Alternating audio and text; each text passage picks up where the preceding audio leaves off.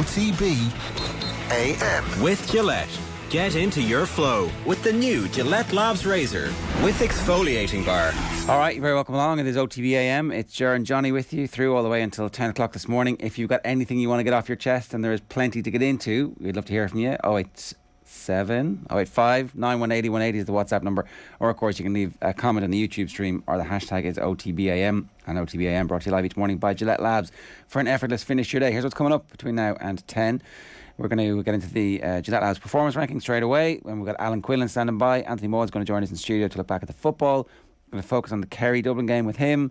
Then we're bringing the sports pages, some news, not much apart from the actual games over the course of the weekend. And Michael Meehan's going to talk to us about the Galway game at 8:50. Gregor Paul is going to join us from New Zealand for the Kiwi viewpoint, although obviously he's Scottish. But anyway, Sunday papers at 9:30, getting into the meat and drink of some of the other stories from the weekend. But let's get down to business. Gillette Labs performance rankings.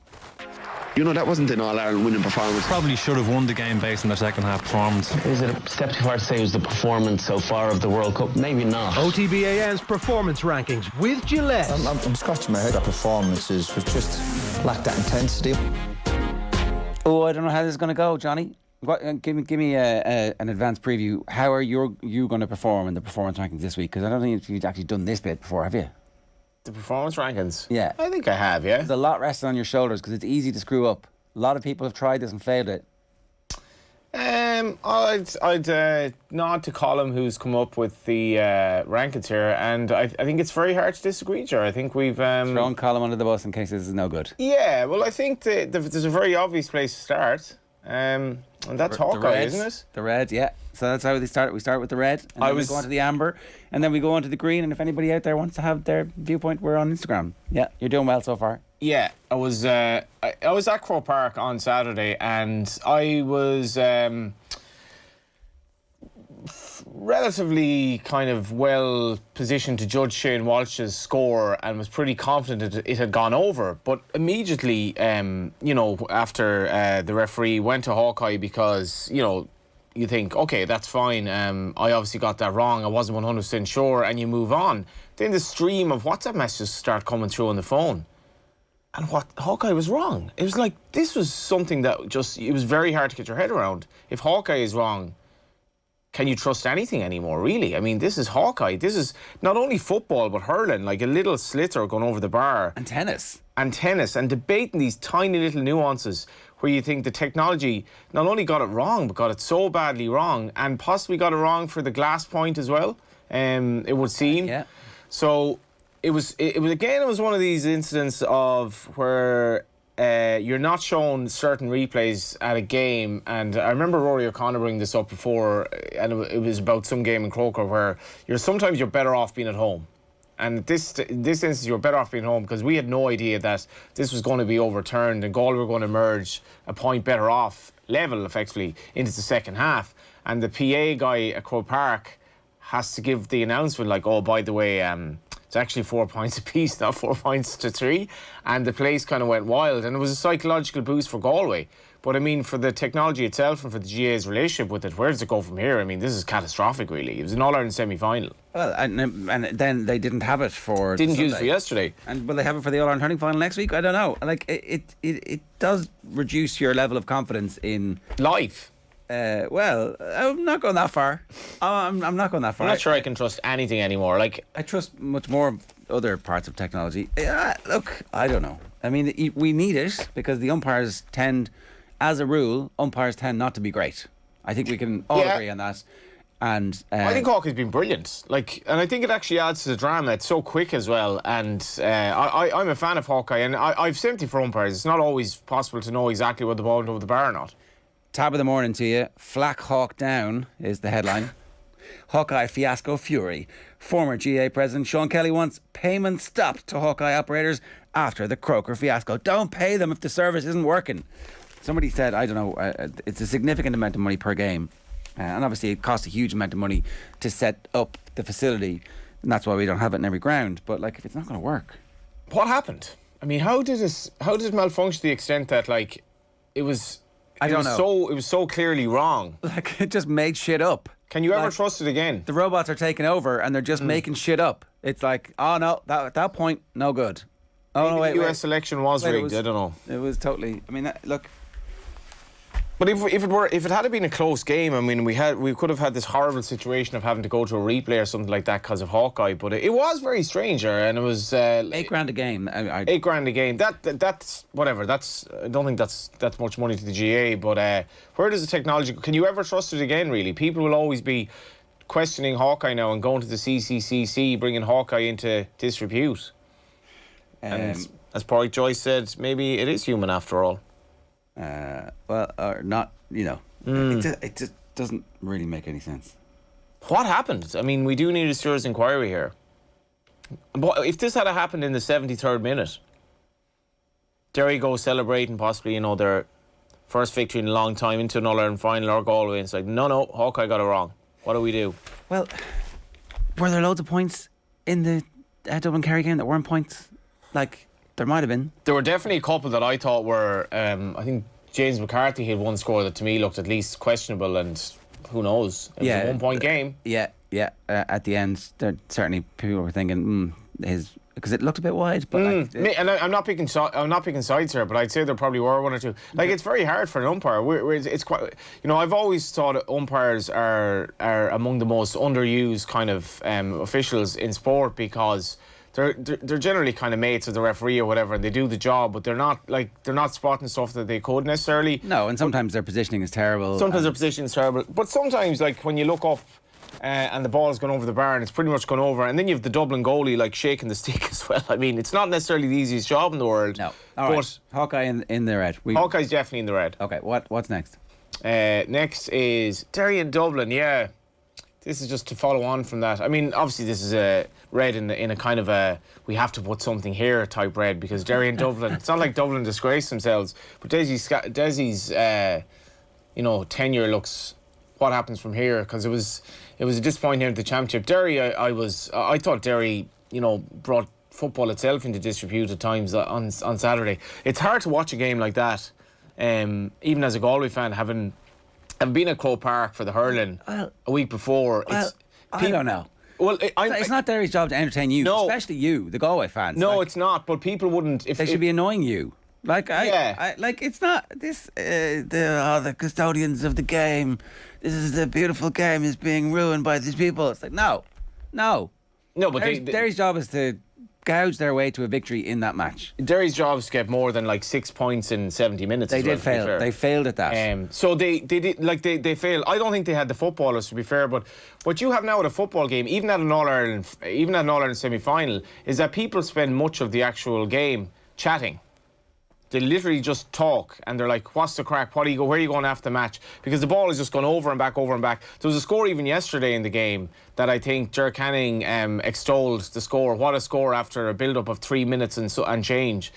I'm not sure people really want to watch that. So I think I often watch football now, and I do wonder, should there be like a time clock on how long you have the ball? And I know like that they're encouraging to kick the ball with the mark and all that, but Derry, the first half was horrible to watch, and Galway were inch took. I mean, they'd 1 point after half an hour. Yeah. But eventually, obviously, I think in fairness, eventually the better team won. But like Derry fans, I think, were pretty demoralised with the whole occasion from the second half onwards. I think Derry were a bit like Clare and just didn't show up, didn't do what they were supposed to do, didn't do what they were capable of, and it seemed a little bit like the occasion got to them. Possibly. I think their game plan was good for the first sort of half hour, and there was a lot of schadenfreude in the audience when the policy of bringing the goalkeeper out went against them so badly in the second half. Yeah, spectacularly so. What a finish by Comer. And so you must be feeling pretty confident about victory over Kerry in the final. I think the odds are crazy. Like, I think we're the 4 point spread the bookmakers have given. I think we're 100 to 30 outsiders. I don't see it as that. I've been very impressed with Galway. Kerry, I think Kerry sort of fell apart a bit in the second half yesterday. Let's remember they were 5 points up, missed a penalty, but they were kind of out on their feet in the second half. It was a hot day at Croker. What are they? 5 individual scorers. Galway, like, neither Finnerty nor Walsh scored from play on Saturday, and will both play better in the final. I'm very, very confident Galway will give them a good game, a very good game actually. All right, and will the Galway fans travel in numbers? Well, I mean, not a huge football county. Well, like, it's a sign of how much of a basket case Dublin is at the moment that it's like they were nowhere near filling the ground yesterday for Dublin and Kerry. Yeah, they weren't. I think the Dubs showed up in massive numbers.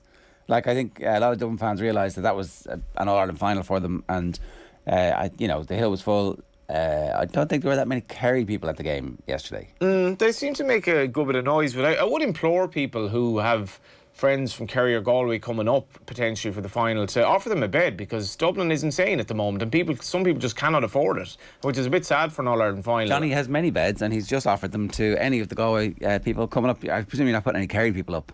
Absolutely. Owen Sheehan, he'll do at a gig with him Friday night. We all knew this was going to happen, and I did call it last week. It said it's going to be a Galway Kerry final. There you go. All right. So we'll talk more about Dublin being in the red with Anthony Moyles in about 25 minutes' time. But for now, we're moving on to the amber.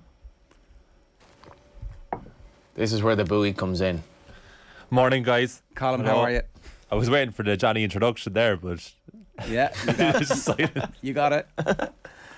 Well, while this was happening, the Dublin Kerry fun was happening. It was actually such poor timing from a sporting context as that we went to a tie break, and the fourth set was injury time in Dublin Kerry. Right. And I saw Dublin equalise, and I was like, okay, I'm going to play my cards here. That's going to go to extra time. I can comfortably watch the tie break here. Watch the tie break. Djokovic won his 21st Grand Slam, flicked back over, and Kerry were going mad celebrating. Could you not have pressed record on one of them and then... No, because then if you press record, it records the whole thing. Yeah, and then but you can take it at the start of the recording, which would have been when it was level in the Kerry. No, it's not the same. I mean, if you miss it live, you've just missed it with a moment like that. And also, I knew I had the highlights to fall back on. I just couldn't believe I missed that moment live, and then to watch it back, what I actually missed. But the tennis was worth it for missing, because it was exceptional. I'll give you one stat, lads. I'm going to take you back to the Australian Open in 2010 when Roger Federer beat Andy Murray. And when he did that, he had 16 Grand Slams. And on the same day, Djokovic had 1.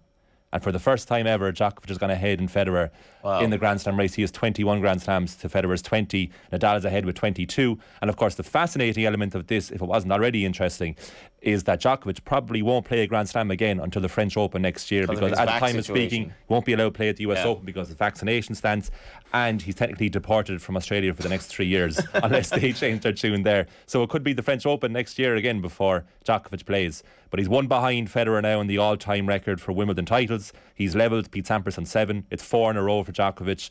But it was a really good game. 2 anti-heroes, kind of. Yeah, it was like the biggest anti-establishment Wimbledon final since Goran Ivanisevic against Pat Rafter in 2001. And Ivanisevic, of course, is Djokovic's coach now. But I thought Kyrgios did extremely well. I was speaking to our resident tennis fan here from America, Owen, who thought the same too, was that he really put it up to Djokovic in the first set. And I was thinking to myself, if Kyrgios could play like this with the focus and attitude that he has in this first set, he'd be the best player in the world. Can't touch him. His serving is exceptional. He was serving 81% in the first serve. Djokovic couldn't handle him. But it's not just that. When the ball was in play, he was able to hang with Djokovic, basically. He was able to rally with him, no problem. The backhand is exceptional from Kyrgios. He hits loads of forehand winners. But what happened was Djokovic lost that first set 6-4. Didn't bother him. Did not bother him. He's dropped loads of sets. Loads of sets. He's dropped the last 3 matches. He's dropped the first set, but in his last 4 Slam finals, he lost the first set, and he's won. And I think he's won 12 of the last 14 matches at Grand Slams where he's lost the first set. So if it's not already difficult and intimidating enough to play Djokovic, imagine the feeling of giving it your all, playing your best tennis in the first set, winning that first set, and ultimately realising that the match just started now, because Djokovic, he doesn't care that he's lost that. And Kyrgios said it in his press conference afterwards that he was asked, like, what's the difference with Djokovic, and he was like, well, it's not so much his game. He's like, Federer used to embarrass you, he'd make you feel bad. Djokovic allows you to hang with him, so does Nadal. But he said what Djokovic has is composure. You can't rattle him.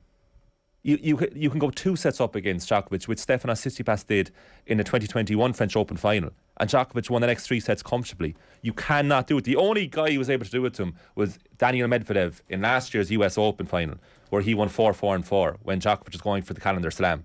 He was the only guy who could do it to him. And Djokovic that night admitted that the pressure got to him. But against Kyrgios, he just hung with them from the second set onwards. But there was a crucial point, lads, that 1-all, 30-all on Djokovic's serve at the start of the second set. There was a long rally. Had Kyrgios won that, he would have set up break point, and then he could have potentially gone 2 sets up. But Djokovic held in that game and then broke him to love in the next game. And as soon as that happened, you're like, bear in mind, we're only halfway through the second set. Kyrgios is a set up, And the feeling was Djokovic has won this match. Yeah, it's mad. That's how crazy it is. And then the real defining point was 4-all in the third set, 1-set-all. Kyrgios is 40-love up on his own serve and loses the next 6 points. And that's when he starts turning on his box. And I mean properly turning on them. Up to the point where the last point of the game, he's still shaking his head at the box. Because I would have thought, well, at the end of your tournament now, you can put all that aside and be like, thank you so much, box, for this great support for the last 2 weeks. But he actually didn't reference them in on-court post-match interview. You know, he talked about them, but he didn't congratulate them or thank them for all their support. But I'm sure they're a very tight-knit bunch. There's no coaches there. They're all friends. Girlfriend there as well. It's good to, like, Van Aert in the cycling is kind of making up the rules as he's going along in this tour, and it's brilliant to watch. Even though he's not likely to win it, he's doing stuff that just looks mad, and it's great to have that element of just like the quirks of the human being involved, like, because it makes it interesting. Like, yeah, well, and human frailties as well in his case. Definitely, and I think look, tennis needs, like, to get the casual observer more interested. It can be a pretty alienating sport. It can be dull to watch if you're not invested in the players. Like, you really have to get invested in the personalities. What about the Russian winner though, who's abandoned Russia for Kazakhstan? Yeah, like, well, I mean, look. Born and raised in Moscow, switched to Kazakhstan in 2018 because Kazakhstan backed her career financially. That's why she went. It was for those reasons. And she was asked about that afterwards, and she did quite well. She was kind of like, you know, what you want me to say? Like, but it wasn't anything political on her part. She did this, you know, before the war started. This was a purely private, professional decision to further her career because the Russian Federation weren't backing her as a tennis player, and Kazakhstan were, and that was the decision made. I think Bublik did the same thing on the men's side. So it was a remarkable statistic to read because the hoopla before this year's Wimbledon was no Russians or Belarusians allowed. So you have, in that case, the world number one, Daniil Medvedev, was sitting on his couch yesterday watching the Wimbledon final because he wasn't allowed play, and yet the women's winner, born and raised in Moscow. Mad stuff. Yeah. We should mention Nick Kyrgios has an outstanding issue in Australia where he has been accused of assaulting an ex-girlfriend. Ex-girlfriend last December, yeah. This is important that this gets mentioned now every time he comes up, because we would do the same with any of the other people. And you know, well, everybody is entitled to the presumption of innocence until otherwise. But yeah, he's due in court in Canberra on the 2nd of August. And depending on the result of that, you know, he might not play the US Open. You know, they might take away his passport as part of the bail terms. But we don't know. Like, this pure speculation at this point. As you say, he's currently innocent. He's, you know, defended himself legally. So we'll see how that goes. But yeah, it's very important to note that, because it is easy to get carried away in the entertainment value. Yeah. But this is an ongoing story that broke last Tuesday, I think, in the middle of Wimbledon.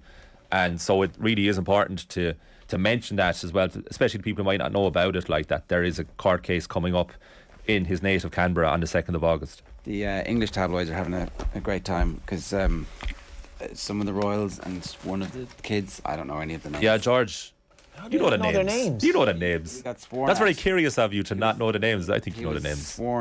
Swear to the throne. This is it here. There he is, yeah. For people who can see. The new Nasty Nick. Nasty Nick turns air blue during Wimbo final. Air, H-E-I-R.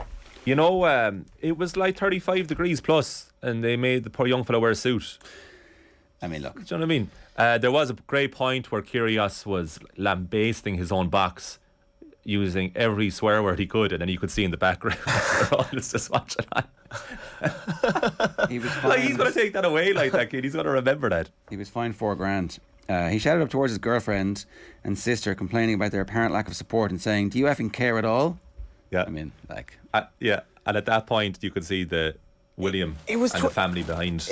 It was 25 degrees in Ireland yesterday, and it felt like really warm, and I was like, it's 35 degrees in Wimbledon. Like, I was struggling to sleep last night in 25 degrees. It was like, how are they dealing with this in Spain? It wasn't a bother to the two lads, but the spectators would have been like baking in the sun for 3 hours. And then he also got a fan kicked out.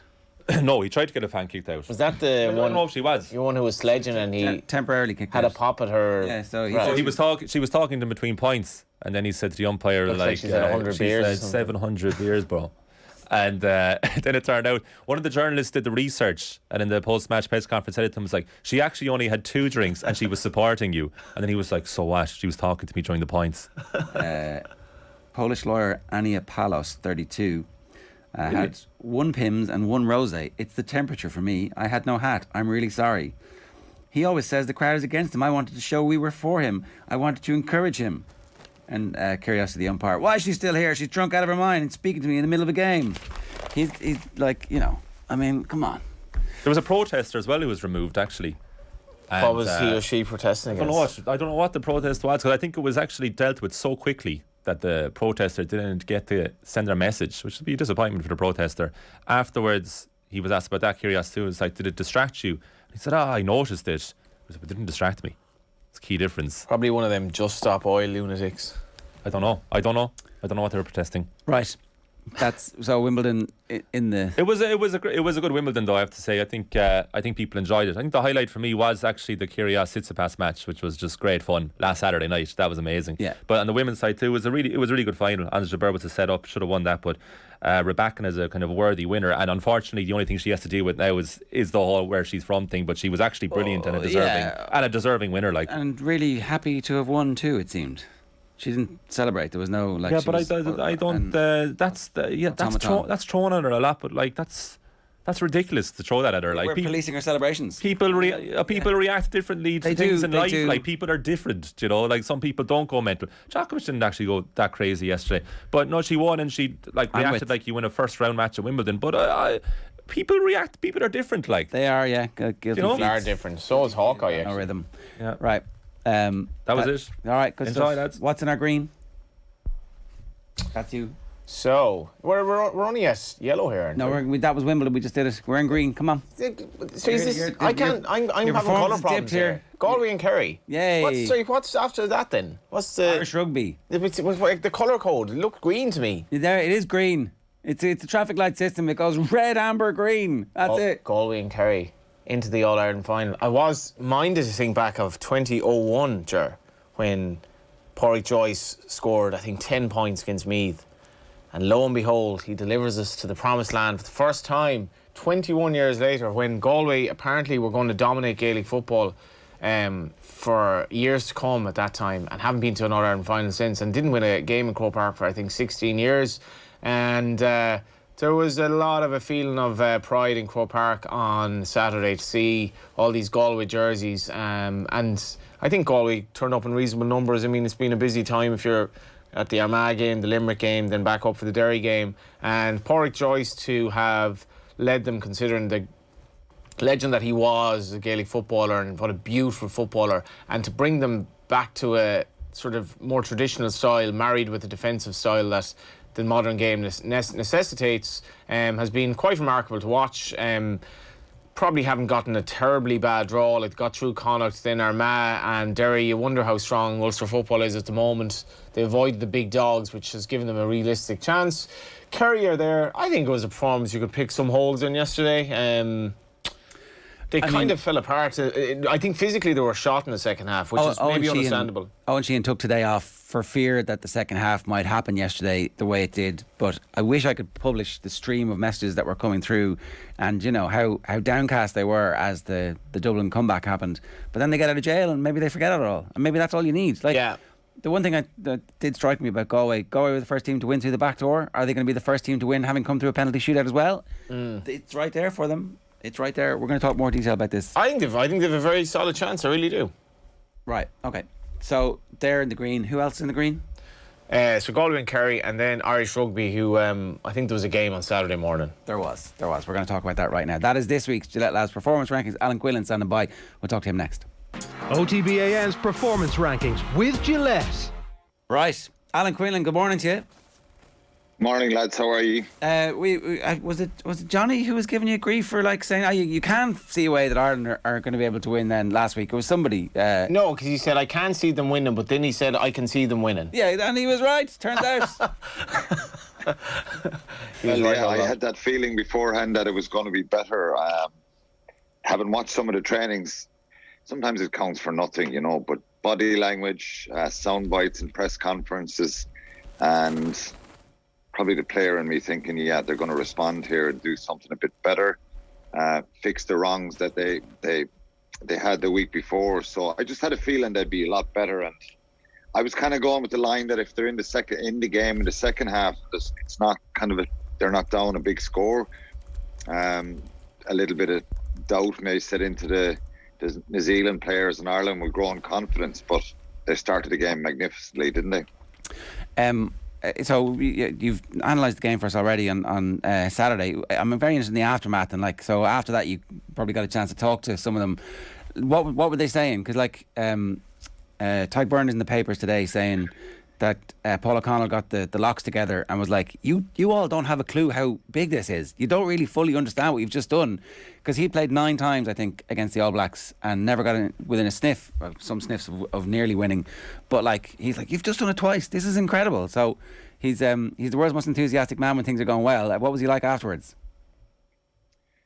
I think what I noticed, Ger, down pitch side afterwards, they were very kind of obviously happy and ecstatic with the result, but there was lots of little whispers of it's all about next week now, it's all about next week. Well, Johnny Sexton went and he was interviewed and he said it's all about Tuesday night. They've got to support the rest of the squad in the game against the Maoris, but I think they know deep down that there's going to be an aggressive reaction here, and the public were going wild. There was an air of shock around the place from the New Zealand fans who were at the stadium. The press were shocked, the coaches, players, but the Irish team were pretty relaxed. I thought, obviously, is there 3 guys who've won against New Zealand 5 times? Conor Murray, Conor Murray, Johnny Sexton, Tyke Furlong. That's some CV, isn't it? 5 times you've won against New Zealand. So they seemed pretty relaxed, but a lot of the focus was quickly kind of turning on. And I like the way Farrell said, we've a series to win now, and we're going to try and win it.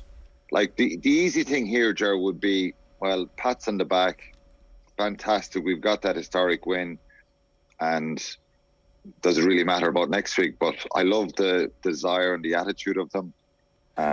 It's going to be incredibly difficult because I think there's been uproar here in New Zealand, lots of pressure back on Ian Foster again. So it'll be interesting to see how Ireland deal with that pressure this week. Is there any sense, though, of sort of anger in the Irish squad as well about just the physicality of New Zealand and really wanted to do one over on them after the 2 tests?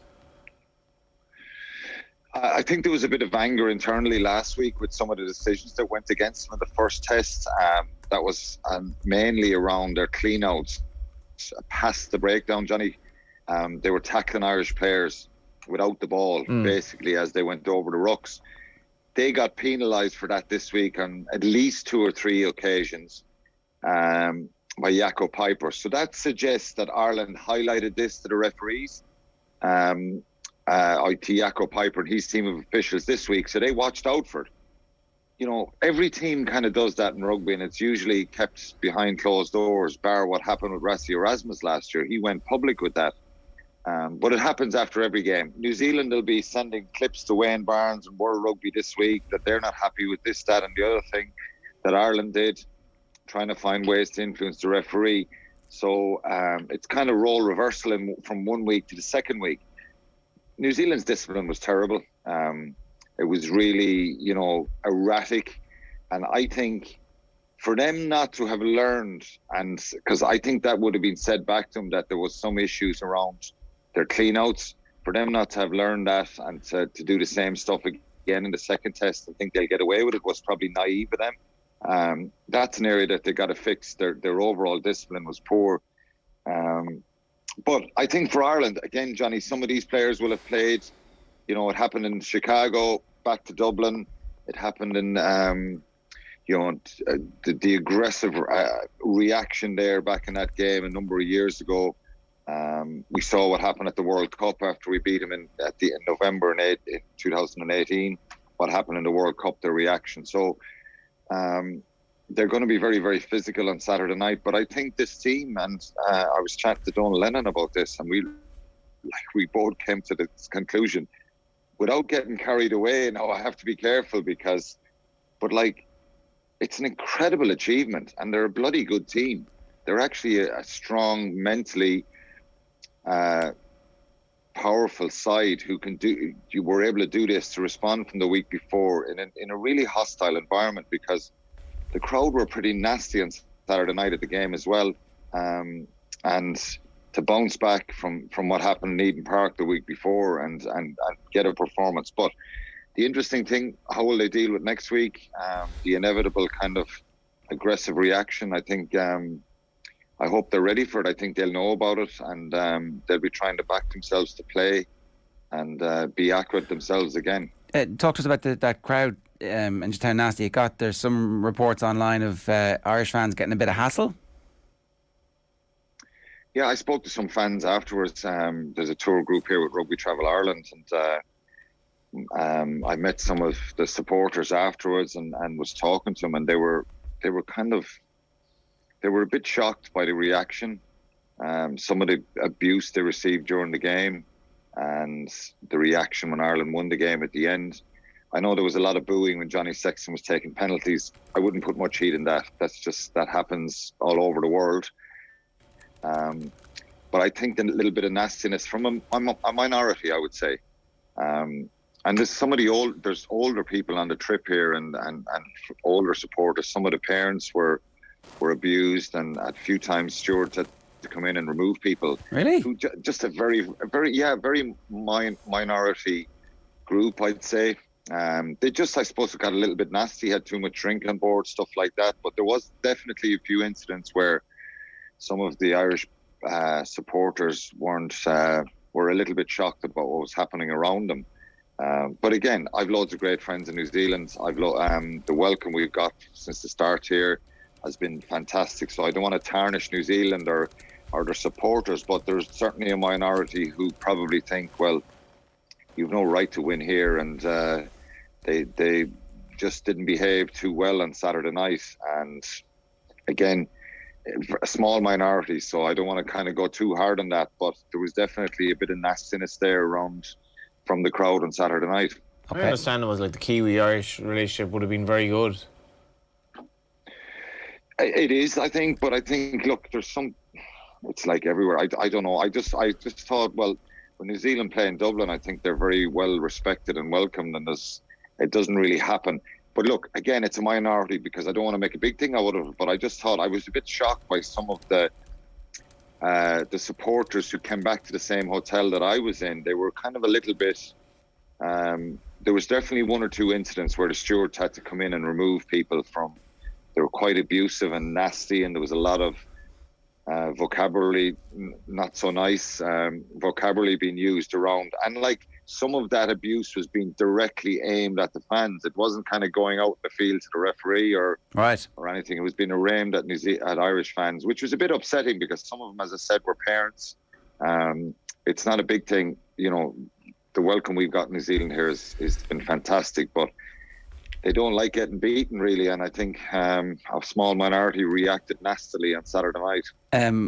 Peter O'Mahony had one of the games of his life, and also is going to be celebrated for the interaction with Sam Cane. Who do you think you are? You're a shit Richie McCaw, pal. This might be the last act of his tour, though, because there's an injury doubt about him. What do you think? Is he likely to be able to play next week, or is he gone, do you think? I don't know. I think he had a HIA, and that's when he went off for it. He passed the first HIA, that's all I know. So he's to do another one, probably tomorrow. I think they'll want him to play for sure. He's been brilliant, and not just this year. I think he said, not just this tour. I think, to be fair, I've worked in a lot of games this year that he's done, and Munster have had a difficult end to the season, and some highs and lows throughout the year. Probably more disappointments, but certainly a few high points. And I think one thing that I've said right at the end of this, right throughout the season, is he's found form this year and a real spark to his game and an energy. Maybe it's when you get a bit older. He probably, previous year, he was under a bit of pressure. Didn't get picked in November. He was not on the bench. He's now fought back and got his Irish place, and I think he's been fantastic. And it was an immense performance from him on Saturday night. But I took Doris. You asked me about Killen Doris last week in the first test, and it was a fair question. And he had a quiet game in that first test in Dunedin, in Eden Park. He was brilliant. Josh van der Fleer just continues to get better and better, and the consistency in his performance. So I thought it was really crucial that the the three of them in the back row worked incredibly hard together as a unit, making tackles, making carries, slowing ball down, turnovers. But you couldn't pick out any Irish player that had a bad game. They all had brilliant games, and they'll need to do the same this week. Tyburn, he wasn't playing since November, or since the end of the Six Nations.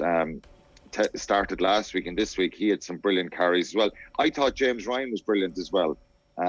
He got pinged and yellow carded, but he was throwing himself about as well. And the front row were, so much better. Scrum and line out. Andrew Porter scoring 2 tries, phenomenal. So, for the backs to operate, and I was asked this about Johnny Sexton as well after the game. His performance was brilliant, but his forward pack were superb on Saturday night, and they allowed Ireland to attack and launch different attack plays after set piece, and they put so much pressure on that New Zealand backline. He's 37 today, I think, Sexton, is he? I think today's his birthday. Today. Yeah, it's today. Just from your perspective, I'm not massive into rugby. How much of an outlier is it to be able to perform at this level, and where does he stand in terms of Irish sporting greats to be so vital to a team at 37 and to be obviously one of the greatest out halves that we've had? Is he just continuing to kind of break the mold in terms of what he's doing? Yeah, he continues to keep setting the bar higher and higher. I think his leadership qualities, he's probably been questioned a lot in the last couple of years. Would he continue? Should he be picked? Should he be? And rightly so, because eventually he's going to finish after the World Cup, and we've got somebody else is going to step up, and we've probably lacked a lot of depth in that position the last number of years. But he's just been phenomenal. I think his mental strength, and he keeps kind of getting better and better. And I was asked this question today by a journalist. Why is he getting better? And he just looks such a threat with the ball in his hand. I just think he challenges himself continuously to be better. That sounds quite simplistic, but he puts pressure on coaches to give loads of detail, and he just wants to get better and better all the time. I know every player goes out and wants to be better and play at the top of their game, but I just think he's continually trying to improve his game, and he's at a level where he's very mentally strong. He's had plenty of setbacks, and you can think the challenge here, Johnny, for any rugby player, you said it at the start, Ger, Paul O'Connell never won here, never beat them home or away. Brian O'Driscoll did, and lots of great Irish players even before that. It's just kind of a given now that they have this self-belief, and it's driven a lot by him as well. He's very mentally strong. So, 37 years of age, to be doing what he's doing is incredible, really. Yeah, it's there aren't that many. Is it Ruby Walsh? Are there the other people that you would be kind of comparing? Jockey going to his far, whereas the late stage where Ruby was still better. And Ruby was broken up, but Sexton at that level of rugby, just that seems a complete outlier to me. At that age, to be doing what he's doing. Is it the confidence he inculcates in others by just being there that lifts everyone? Well, that's definitely an aspect of it. That's and that's not just confidence that they get from him. It's like instruction. It's like his rugby brain is very impressive, which is allowing his body to catch up. Just on that, Ger, taking the decision to go for the scrum when they got the yellow card with Tuanga Fassi, you talk about a rugby brain. Some people would just kick that into the corner. Now, Ireland messed up the subsequent attack off that scrum, but he's immediately, he knows the laws inside out. He's probably thinking 2 steps ahead where he's going to attack. And I think he's such a brilliant reader of the game. That makes his attack that makes his game so good that he's thinking about the game all the time. And just, so to take that decision, I remember going, wow, that's some call. I wouldn't have thought of it. When you're watching the game, or you're doing the commentary, you're thinking, geez, I didn't think of that. He's thinking straight away, they've got to bring 8 into the scrum. So 2 of their backline have got to come into that scrum. And he's thinking of that really, really quickly. Now, I know Ireland stuffed up the attack. James Lowe dropped the ball. I thought it was the wrong decision to try and move it up wide there. They should have just punched it up for a phase or two. But anyway, that he sees the game a couple of phases ahead, and that that helps him, and he's able to kind of bring people around him with him. That all led to the situation with who's coming off, the 15 men back in the field, where it was like, hang on a second. I mean, the All Blacks really get refereed differently, but are they allowed to bring a man back after they've had a man sent off? I'm not. That did speak to a team which is a bit of a shambles at the moment. What's the outcry been like from the New Zealand media? What are you seeing there that is like a response to this? Because it's going to be really interesting to see how they respond. There's a possibility that we drive a dagger into them this week and it's a full-blown coaching ticket, fired, Joe Schmidt, new coach. Like, everything is on the cards this week, and that's why all of a sudden this game matters a whole heap. But what's it been like down there? Very negative towards what the result of the weekend. I think the New Zealand public and press are kind of holding their powder a little bit, because if they respond and bounce back, I think they do realise, Ger, that and maybe they weren't patronising us before the tour, saying that Ireland are a very good side and they're a dangerous proposition. Aaron Smith said before the tour, I said this to you, I think, he said the week of the first test, it doesn't get any bigger than Ireland. Probably a little bit far-fetched, to be honest, but I do think they have... Ireland have earned their respect in the last number of years, and earned it enough that they're very wary of Ireland. Saturday night kind of brings it to a new level that Ireland have now won here. Yeah. So I think there'll be a little bit of patience. It won't go crazy. It hasn't gone crazy. There's been a lot of criticism, of course. Yeah. There's been lots of calls for changes. Yeah. But if they lose this swing, I think it'll go to that level that you're talking about. One quick word. The team has been named for the test tomorrow night. Jeremy Lukeman, Niall Scannell, Tom O'Toole at the front row, Joe McCarthy and Kieran Treadwell are in the second row, Cian Prendergast, Nick Timoney and Gavin Coombs are the back row. It's Craig Casey and Kieran Frawley again at 9 and 10. Stuart McCluskey and Keith Earls, who captains the team from 13. And the wings are Jimmy O'Brien, Jordan Larmour and Michael Lowry. Look, it's a really exciting team. If they can get some ball, they might be able to do some damage. But we did see what the New Zealand Maori team did the first time out to Ireland. So, like, I don't know. Does this matter anyway for the weekend, or is this just about getting? I think it does. Right. No, it does. It'll create a great feel-good factor if Ireland were to turn that result around from the first day. The Maori All Blacks had 9 debutants. That first night they were brilliant. They won 30. It was a 32-17, but it was pretty dominant performance. I think the Irish side, for players who haven't been involved in the test matches, there's a lot of them there. They have something to play for here, which is really big for them. And Andy Farrell will want them to step up and front up. I think the concern and the challenge is that, and I think that's what I was saying to you, Saturday night, straight away there was talk of the Maori game. That's what's next. It's not the next test match, it's the Maori game. And we've got to help and support them. Johnny Sexton said, I thought I was brilliant. Because if I was one of the players playing for Ireland tomorrow night, I would think, yeah, that's great. Now the team have just beat New Zealand, but they're all behind us now, and we're going to get the focus and the attention that we need to try and get a performance. You'll find out a lot about the players. Can they respond? Can they get sort out the issues they had? They kicked loosely in that game. The kick chase was poor and they got punished severely. Yeah. They have to really step up. The problem we have, Ger, is there's 6 on the bench that are going to have to double up this week. And that's going to be a real challenge for them to do that, because it kind of it's not ideal preparation. But no. I don't think Ireland will be training a lot this week. There'll certainly be no physical kind of stuff. The test team. No, you're right. But having to double up twice is tough going for some of the players. Yeah.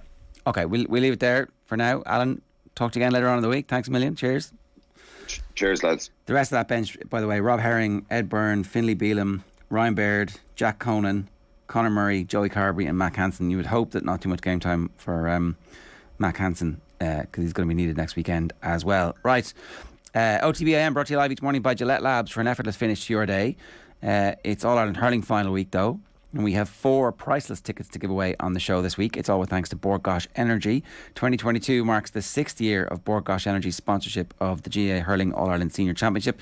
To celebrate, every day this week, we're giving away €150 in one for all vouchers. And more importantly, each winner goes into Friday's draw for an incredible grand prize of a €1,500 one for all voucher and 4 tickets to Sunday's All-Ireland final between Limerick and Kilkenny. To enter, tune into tonight's show. It's all with thanks to Bord Gáis Energy.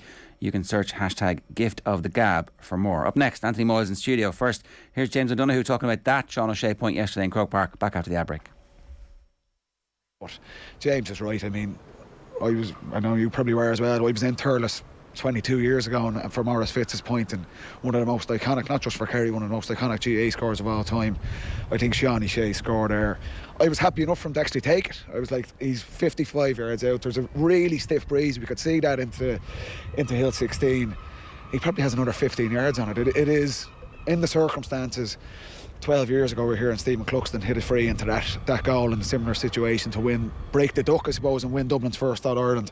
You just feel like that kick, we'll be seeing it for years to come. It's an incredible way to win the game for Kerry.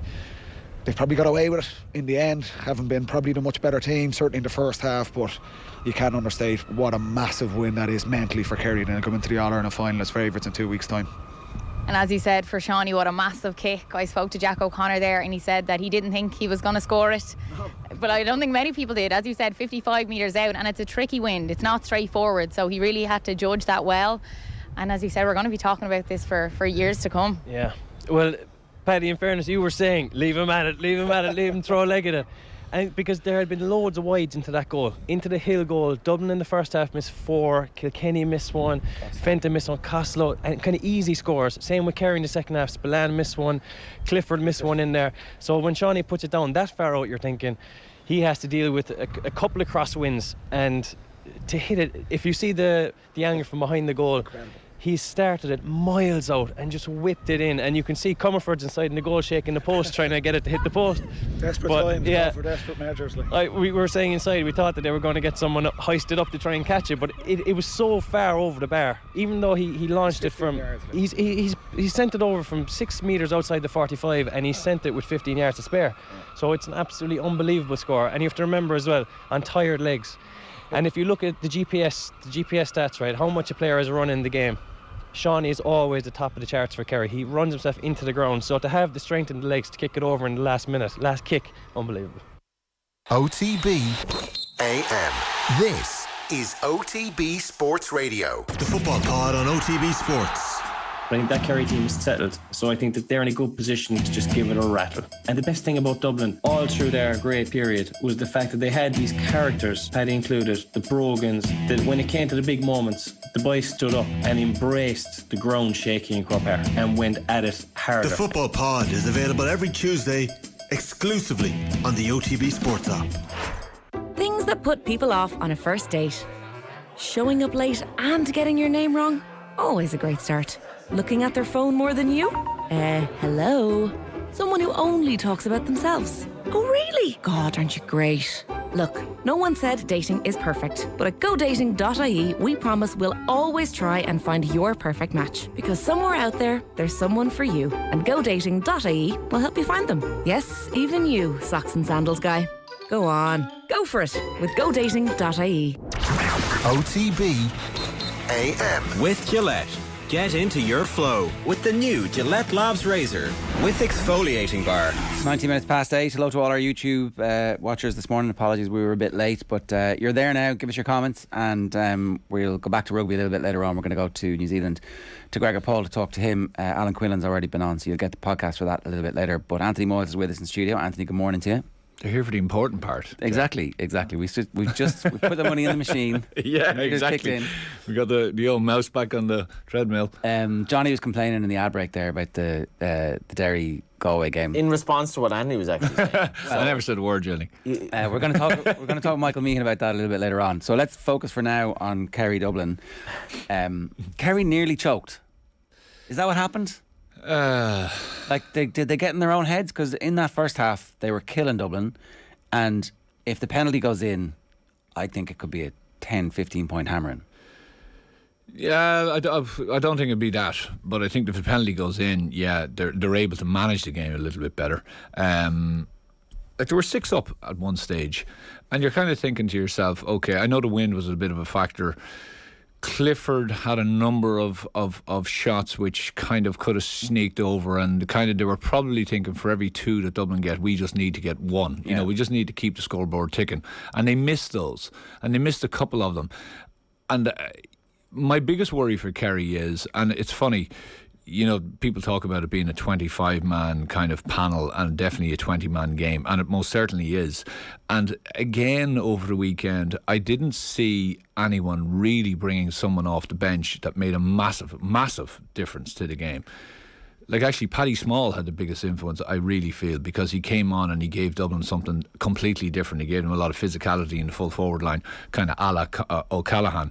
And it's strange, actually, why they probably didn't start him, considering. I know his game in the quarterfinal wasn't fantastic, but he does offer something different. But the Kerry bench didn't do a whole pile. You know, like Spillane came on, Moynihan came on. I know he got a score, he was busy, but there's no real, like as a cornerback or a fullback, you know, Dublin switched Davy Byrne in very quickly, which was a good move as well because it was a fresh fullback coming in.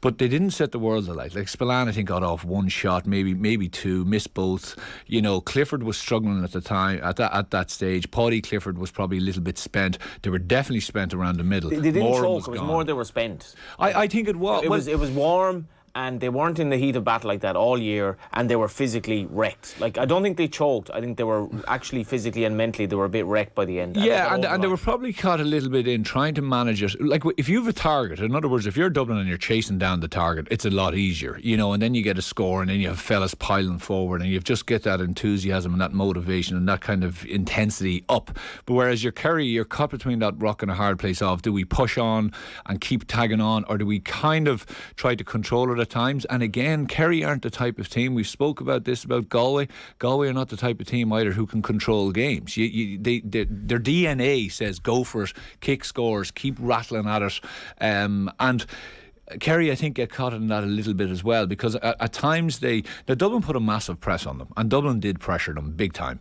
and all hats off to Dublin. Like, I mean, they were dead and buried, and they resurrected themselves with basically their 3 main leaders, which is Fenton, Kilkenny and McCarthy, essentially. And Kilkenny had an unbelievable game, kicking some fantastic scores at vital times. But I think it's a worry for Kerry, and I think the lack of bench coming on, especially in the forward and full forward, is a bit of a worry for them.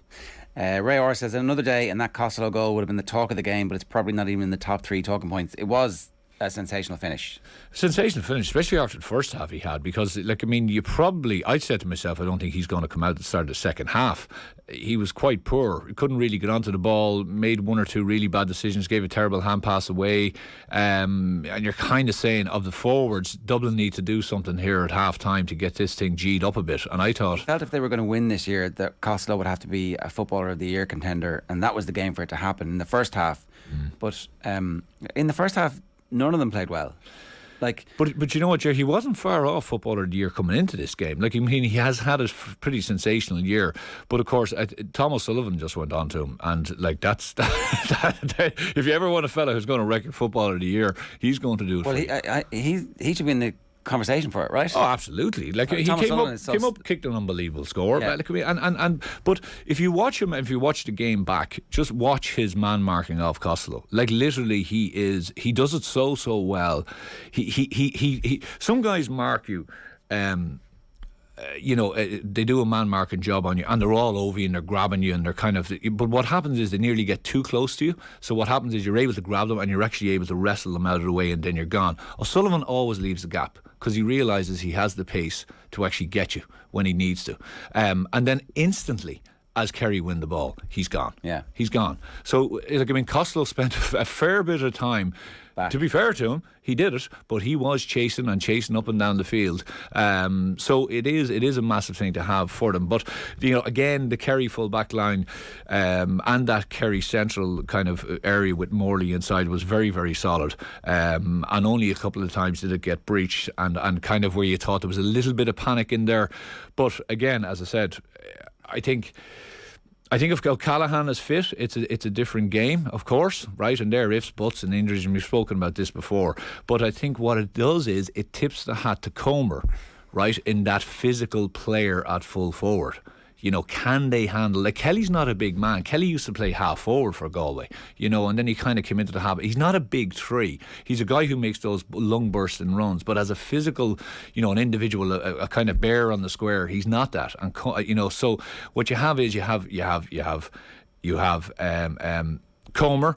You have, you know, Kelly, obviously, who's your full back. You've got Clifford in against Kelly, which is going to be another big man, 6'4", putting a lot of pressure on a smaller individual, and that I think is an issue for Galway. But then on the far side, I think Foley is well equipped. He's played very, very well, and he's in the line for an All-Star, if you ask me. So he's done quite well in that full forward line, and I think he will handle Comer a little bit better than the far end. Okay, so like, you understand why Kerry are favourites, and it's a significant level that they're ahead. The questions are managing game and the bench. Yeah, I think managing the game, the bench. I think Moran has had a great comeback, you know, but I think he's 40 minutes plus, and then he's out of there. I think he tired. The goal very comes, sloppy mistake for the goal as well. Yeah, the goal comes from, you know. But you'd be interested to find, because Conroy's not the most mobile either, and defensively he's not amazing. But that's negated by the fact that Moran isn't either. So Galway, I think, will be hopeful in that regard in terms of midfield. Yeah, I think they will, and you know, when you go back to the game on Saturday, Conroy was kind of negated a lot, really, you know, and as was Glass. So the two of them kind of nearly just put a mark on each other and just said, well, we're both kind of just going to put the hex on each other a little bit. So he didn't really get into the game as much as he can. He didn't have as much influence. McDade probably had more of an influence, to be fair to him, even though he was kind of switching on to Glass as well.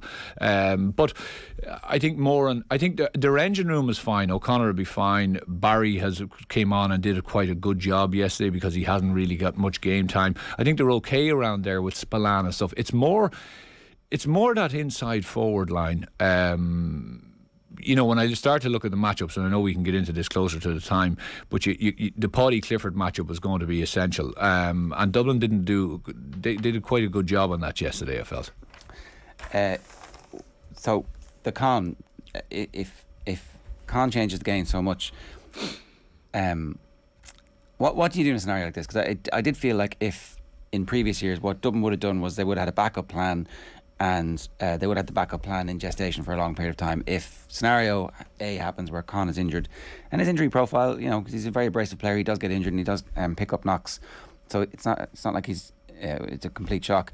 In the past, for example, they developed Owen O'Gara, who the rest of the country thought there's no reason for this, there's no need for this. Look at the lavish gifts you have in your forward line. Yeah. And Jim was like, I need him because he's going to do a very specific job for me at various times.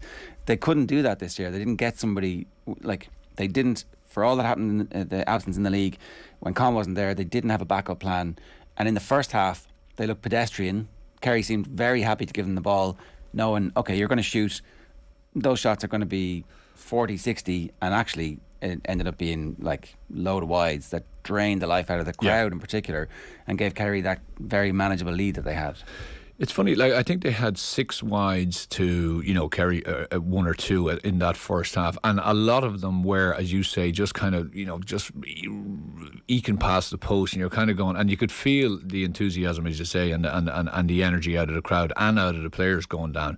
They nearly had to bring the ball bursting very, very close to the goal. McCarthy coming in on runs, guys coming in on runs, and then off the shoulder. So they weren't able to just ping that pass in to the D. They tried it once or twice. And the Kerry lads got hands in and actually won the ball. So they were definitely missing that focal point. They were absolutely missing that focal. I that's why I say Paddy Small, I thought, could have started, because he belies, actually. I heard someone on the commentary team saying he's not a big man. He is a big man. He's 6'2". He's very, very strong.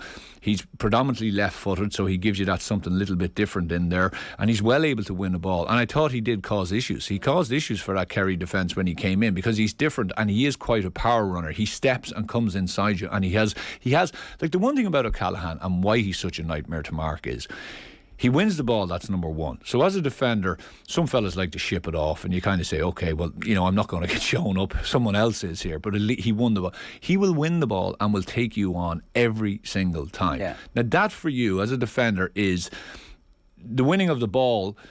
If you can't get out in front of him because he is so strong and because he plays quite low to the ground. Now, I know but his centre of gravity is pretty low, even though he's quite tall enough. But he turns and he crouches down a lot, right? So he comes at you kind of like Comer. Comer's physical size, he plays smaller, if you get me. He's more like a barrel. So when he hits you and when he comes at you, like the goal, if you see the goal that he turns Rodgers inside out, like he turns on a sixpence and is around Rodgers before he even knows it. And if you also watch, Rodgers plays him with his back to the play, which is always very dangerous against a big physical fella, because what can happen is, if I'm marking, say, a guy who's smaller than me and I'm playing with my back to the play, I can hit him with my hands and stop him as he goes to move because he's smaller than me. But if you're marking a guy who's bigger than you or equal size, he can throw you out of the way. You don't know where the ball is, of course, and then he's onto it in a flash. So Dublin really missed that. Dean Rock isn't that. Costello certainly isn't that. Could they have put Kilkenny in? That's what they could have done. But I think they needed Kilkenny out around the half-forward line, so you were probably robbing Peter to pay Paul. I thought they would have switched Kilkenny in because I thought Kilkenny has drifted in there during games, especially in the league, and he's been a menace in full forward. Do you remember a couple of seasons ago they really tried him in there for a time? And I thought this was, well, if we ever need a Con-esque or even the two of them in there, I thought they just needed to do something different to that full forward, because everyone knew with the way Kerry have been defensively set up, they are trying to trap you in that honeypot. They're trying to get you in there and then they close in on you. So everyone knew that it actually has to be fast ball in there to try and unlock that defence. It's incredibly small margins as well. Like Scully probably shouldn't have taken the point on. And then do you give away a free, like even 50, 55 yards out? It was like just manage the game. I was surprised they didn't do I think Dublin would have won in extra time. I would have fancied Dublin, like in terms of the bench maybe, and also hard just to know. I think they would have been favourites in terms of the way the game had gone, because Kerry looked a bit spent to me. Well, they certainly. You would have been able to whisper into Kerry's ears, geez lads, you had this. You had this, but we've got you now. But I think if you look at the way O'Connor celebrated at the end, like this Kerry team have been coming up against Dublin now for a long number of years and been sending them back down the road, right, with the tail between their legs. And the Kerry-Dublin rivalry and all this. Favourites, but you do forget that. Absolutely. So this was an enormous. This was a 500-pound gorilla off their back. Like you could see, it wasn't just beating Dublin; it was beating this Dublin team who have had all the success over the last number of years. And for like that is. You can't really, of course you're going to tighten up. You are going to tighten up as you come in, because you're seeing the winning post, but yet here they come. And at 60 something minutes when Kilkenny gets that next score and even a point behind, you're saying, this is squeaky bum time. The one thing that this Dublin team doesn't have that the other teams had, they would have taken that and they would have got a lead. And they never got a lead. No. So we never got to see what Kerry would do when they were behind in that circuit. So there was so they got level, and Kerry win the free. I thought that was a harsh free at the end, but anyway, thought it was a bit harsh as well, actually. The previous one, was But look, previous one to go one up. There's a clash there. It was handy enough. The replay suggests it was harsh, definitely. But they just couldn't get the lead. Whereas, like the Gavin era, in fairness, a completely different team with much better forwards. Always when they got the opportunity, they went ahead and they were like, "Now let's see what you're made of." Yeah, let's see what you're made of. So for that question mark, but I think if you weigh up the importance of this win for this Kerry team against the tradition and the history of the last 10 years against Dublin, albeit it's not the exact same Dublin team, but it still has played. Exactly, it doesn't matter to them. It's still the blue jersey. That, I think, was always going to, and that's why they did kind of limp over it, like they limped over the line, but there's been plenty of games where Dublin have just kind of limped over the line in the last 10 years. Yes, exactly. So I think it's an enormous game for that Kerry group to kind of come of age, right? And then I think this saw this from Galway and Armagh, where Galway mentally on Saturday were just very, very relaxed because they got over that Armagh horrific Armagh situation where they nearly threw it away, and I think that stands here. Like, yeah, well, it does. Of course, it does, because you can go back on videos and you can say, "Listen, these are the scenarios that we were in, and here are." It's not necessarily the scores; it's the moments that happen maybe prior to a score. So it's a fella getting a block, it's a fella going for a ball. It's saying, if you do not make that run, we don't potentially get out of our defence, and therefore all of these little pieces show what we're about. And you can kind of, you can re-emphasise that as a coach and a manager. And what it does is it gives the players and saying, actually, okay, we're doing all the right things. And that's why it was a little bit. I did feel that Kerry in the second half was kind of like, just get the ball to Clifford and he'll score for us. Which of course he did in the first half, but when it wasn't really working, it was kind of going, what's next? What's next? Yeah. Sean O'Shea's 24 this week or next week. So this is the coming of age. There's the possibility that this is a team who is stacked enough to be able to go on and dominate for a couple of years. So maybe that's what they sense, that opportunity is there for them. Here's a question from Sean Brennan on our YouTube stream. Will Kerry repeat Mayo last year, beat the Dubs and fail at the final hurdle? They don't have quite the same psychological baggage as Mayo do. Not quite. Look, again, I think I go back to that is a monkey off their back. But I think Galway are. First of all, Galway, I'm not saying neither team are run by lads who just came off the street, but Galway's management team, for me. So people will be like, and look, Johnny and myself were slagging the game. I recorded the Galway Derry game and I watched it back, and I tend to do that anyway because I like to stop them and go back and watch scores. And I particularly do it a lot with Ulster teams because I like to fast forward the game a lot because just some parts of it are just terribly boring. Where the ball is just being knocked out. So, and I knew this was going to be a complete tactical battle, right? And it was all strategy. And I don't think Derry expected Galway to set up the way they set up. Like Gallagher, you could hear him in the interview, they were surprised by the fact that Galway sat in and said, okay, well, let's see what you got. And even after the first, it was 3-0, Galway still kind of went, come on, keep coming, and they played it really, really well with Comer, I felt, with allowing Rodgers kind of half going back with him, but actually saying, listen, you're going to eventually tire yourself out, and I am going to be the main man up the far end. And when it comes to the scores, you can nearly see Joyce talking to him in the pre-match build-up. He was like, you're going to have an influence on this. Because it's funny how you play Rodgers. I'd nearly put a half back or a half forward on Rodgers because Rodgers is actually one of the main ball carriers for Derry and has clipped points all the time. But anyway, my point being, I think that Galway, with the management team, they will have a completely different style for this game, and they will completely different setup. And I think they're definitely a horses for courses team. Like they have no problem changing their setup. They've no problem changing their strategy. They've no problem changing personnel into doing different jobs, and they all accept that. Which is, by the way, it's a hard thing to do. By the way, like Derry did not have a plan B on Saturday. Galway have A, B, and C now. It seems to me. They can go long, they can go hard, they can run it hard, they can defensively, hold. And if you go back, like a lot of credit has to go to Kevin Walsh and all that, because for years Galway was a team where it was just a shootout. You'd score 20, they'd score 21. Whereas now they can do it either way. Yeah. And that's going to be a tricky thing for Kerry. I think body language as well, Ger. I think they just had this. They gave this impression that they weren't flustered at all, and like Galway scored about 1 point in the first half an hour, give or take. And it hadn't happened for a lot of their forwards. It was very frustrating. They just looked very, very relaxed. And I thought, 5 minutes in the second half, that game was over. Galway they knew they were winning the game, and they just look, for a team that has no history of winning at Croke Park, they look very comfortable there now. They look happy, and they have. I think Galway have scoring quality to win this game without a shadow of a doubt, because I think Finnerty will play better the next day. Shane Walsh, I don't think he scored even from play. His frees were unbelievable, by the way. I'm not sure I've ever seen a footballer so talented off both feet. It's incredible. Clifford, but yeah. Yeah. Well, for a guy who wasn't really in the game in normal play, his frees were unbelievable. Because he was even his first free that he had to come out and kick with the left wasn't an easy free, and he just drilled it over. More two-footed than Clifford, is he? That is, you're seeing two of the greatest, the most, what do they call him? The jazz, the jazz musician among crappy music. He is whatever they call him. He's I've never seen a guy so comfortable, and he taking frees from 40 yards out in the wing, left foot, right foot, and they just seem to have a belief, considering they've no history of really winning anything. It's weird. Maybe it's Keane O'Neill as well. I don't know what. I mean, it doesn't seem like it's a coincidence that Keane O'Neill's like they've now got this defensive structure, and also I don't know. He just seems to be like the perfect add-on in a backroom team. It's really unfortunate it didn't work out for him when he was the big dog in Kildare. What did they do with Clifford though?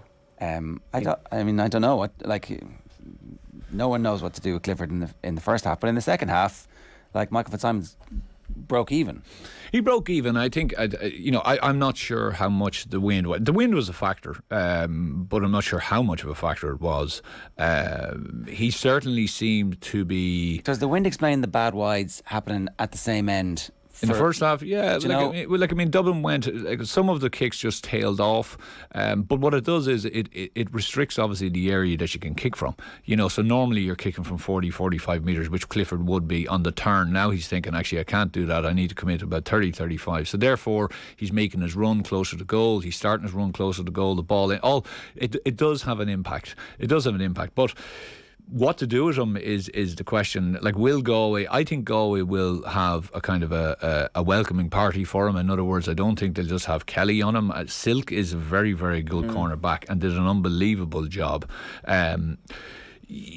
Could they... I don't think they'll switch Daly out of 6 because he's just having an unbelievable year. Very, very good going forward. Can pick a pass, gets his head up, feeds Comer very, very well. Very intelligent footballer. So, I think it's an issue. But like O'Neill... That's what I'm saying. O'Neill, for me, is having a major influence, and Porrick deserves massive credit, because sometimes fellas will listen to your coach and then go, fine, but actually I'm going to do my own thing, thanks very much. But you can see O'Neill's influence stamped on it, in the sense of, I think he always was a guy who would set up relative to say, I'm going to take the main weapons away from the opposition team. So the main weapon for me is that is the big one. Like, Seanie O'Shea is a different type of player. He's not going to do to you what Clifford can do to you. And that could be the rock I perish on. But I think Clifford is everything and encapsulates everything about that Kerry team, and has become and is their leader, and is the sense of, if you can shut him down. And that's why it's kind of strange. Honestly, I thought that first half, especially if you're the more benign conditions, that Fitzsimons was nearly left one-on-one with him. Yeah. I thought Dublin should have brought some support back into him, especially when they were struggling a bit. Get someone in around him and just double team him. Take someone out from around the middle area, double team him, and just say, right, that's what we're going to do. Maybe Dublin were confident enough to say, no, you can go ahead and do the job, Mick. But I think maybe Galway possibly have to do that. Maybe you have to decide, okay, anything less than 10 points, you've done well, and we're going to keep, if you can just keep him to 10 points, the rest of us are going to look after everybody else. Everyone else. I don't know. Yeah. There's definitely some part of it. Shifty Lad wants to know, what did you think about the goalkeeper wasting almost 5 minutes of a black card by feigning injury before the penalty? Good thinking or just cute whore? In fairness, like, some Dublin fans I was talking to afterwards were complaining about Kerry being cynical. I was like, lads, I mean, you guys, what? John Small was black carded at the time. Yeah. So John Small was black carded, and they managed it well. The hand went up, if you see it straight away, right? Illness. Yeah, Johnny Cooper puts his hand up in the air. So Small goes off, they win the ball, and Johnny Cooper puts his hand up in the air, and he holds it up there for kind of usually Scully used to do this, where he put the hand up in the air. Well, Cooper puts it up and leaves it up there. So it essentially was, and what they did was, they do it very well, because they don't just play the ball across and back. They kind of pretend to you, we're going to go forward, and they go forward, and then they come back again, and then they go forward. But it's all about just maintaining the ball. It's all about maintaining the ball. That aspect of Gaelic football now, as somebody who's not watching it every day of the week, is something that I think people have a serious issue with, because it's boring. It's simply boring. And like the game on, like, what I'm not sure who you're referencing in terms of an All-Ireland semi-final on Saturday, who says, like, I'm never going to get my hour back there. Yeah. So I don't know if you... That was a brother of mine, yeah. Obviously Derry lost the game, but like there's nothing inherently... It's almost like morphing into a bad game of soccer at times, where it's just possession for the sake of possession. And Derry were doing that in the sense of just literally wasting time. And it's not good to watch. And if you go from a hurling game to a football game, it's an amazingly negative contrast for Gaelic football. And I do think a lot of purists, and the final will be interesting, because I think we will have two proper purists. No. But how much are they going to morph into the fact that they also need to win? Kerry 50 men behind the ball, and we're very Derry-esque in that first half. And they were happy for Dublin to have the ball. So, like, I think, Kerry are purists anymore. Like, Eamon Fitzmaurice, his team won a very boring All-Ireland final by being very defensive and pouncing on a mistake. The notion that Kerry have been like a swashbuckling, go forward, go, not true. Yeah, but you had to change. Yeah, exactly. But that's the evolution of the game. In relative terms, I think this final, it'll be interesting to see how much they morph into that, because I think it's an aspect of Gaelic football now that people have a serious issue with. Whether they put a clock on it where it's like basketball, you just have to get rid of the ball after a while. Because that point that Kerry got I think it took 3 minutes, and eventually Clifford got. I don't find that enjoyable. 3 minutes of possession in Gaelic football for me, and I think Ger Johnny's like, oh my God, that was an amazing point. I was like, was it? You have to have. Yeah, I mean, is that what people want to watch? They don't want to watch it. But you know, is it entertaining? I used to. The crowd literally starts talking to each other. They just start talking to each other. I know. And at the game on Saturday, I was at 2 All-Ireland semi-finals in the last 2 weeks. The hurling game was like literally being thrown into like a bull ring for 70 minutes, and like what happened there? The football, you spend half the game talking. You literally spend half the game talking. I know. So there's two things. Either again we can start tinkering with the rules again, which I think is just, you know, the consequences of that, you know, who knows.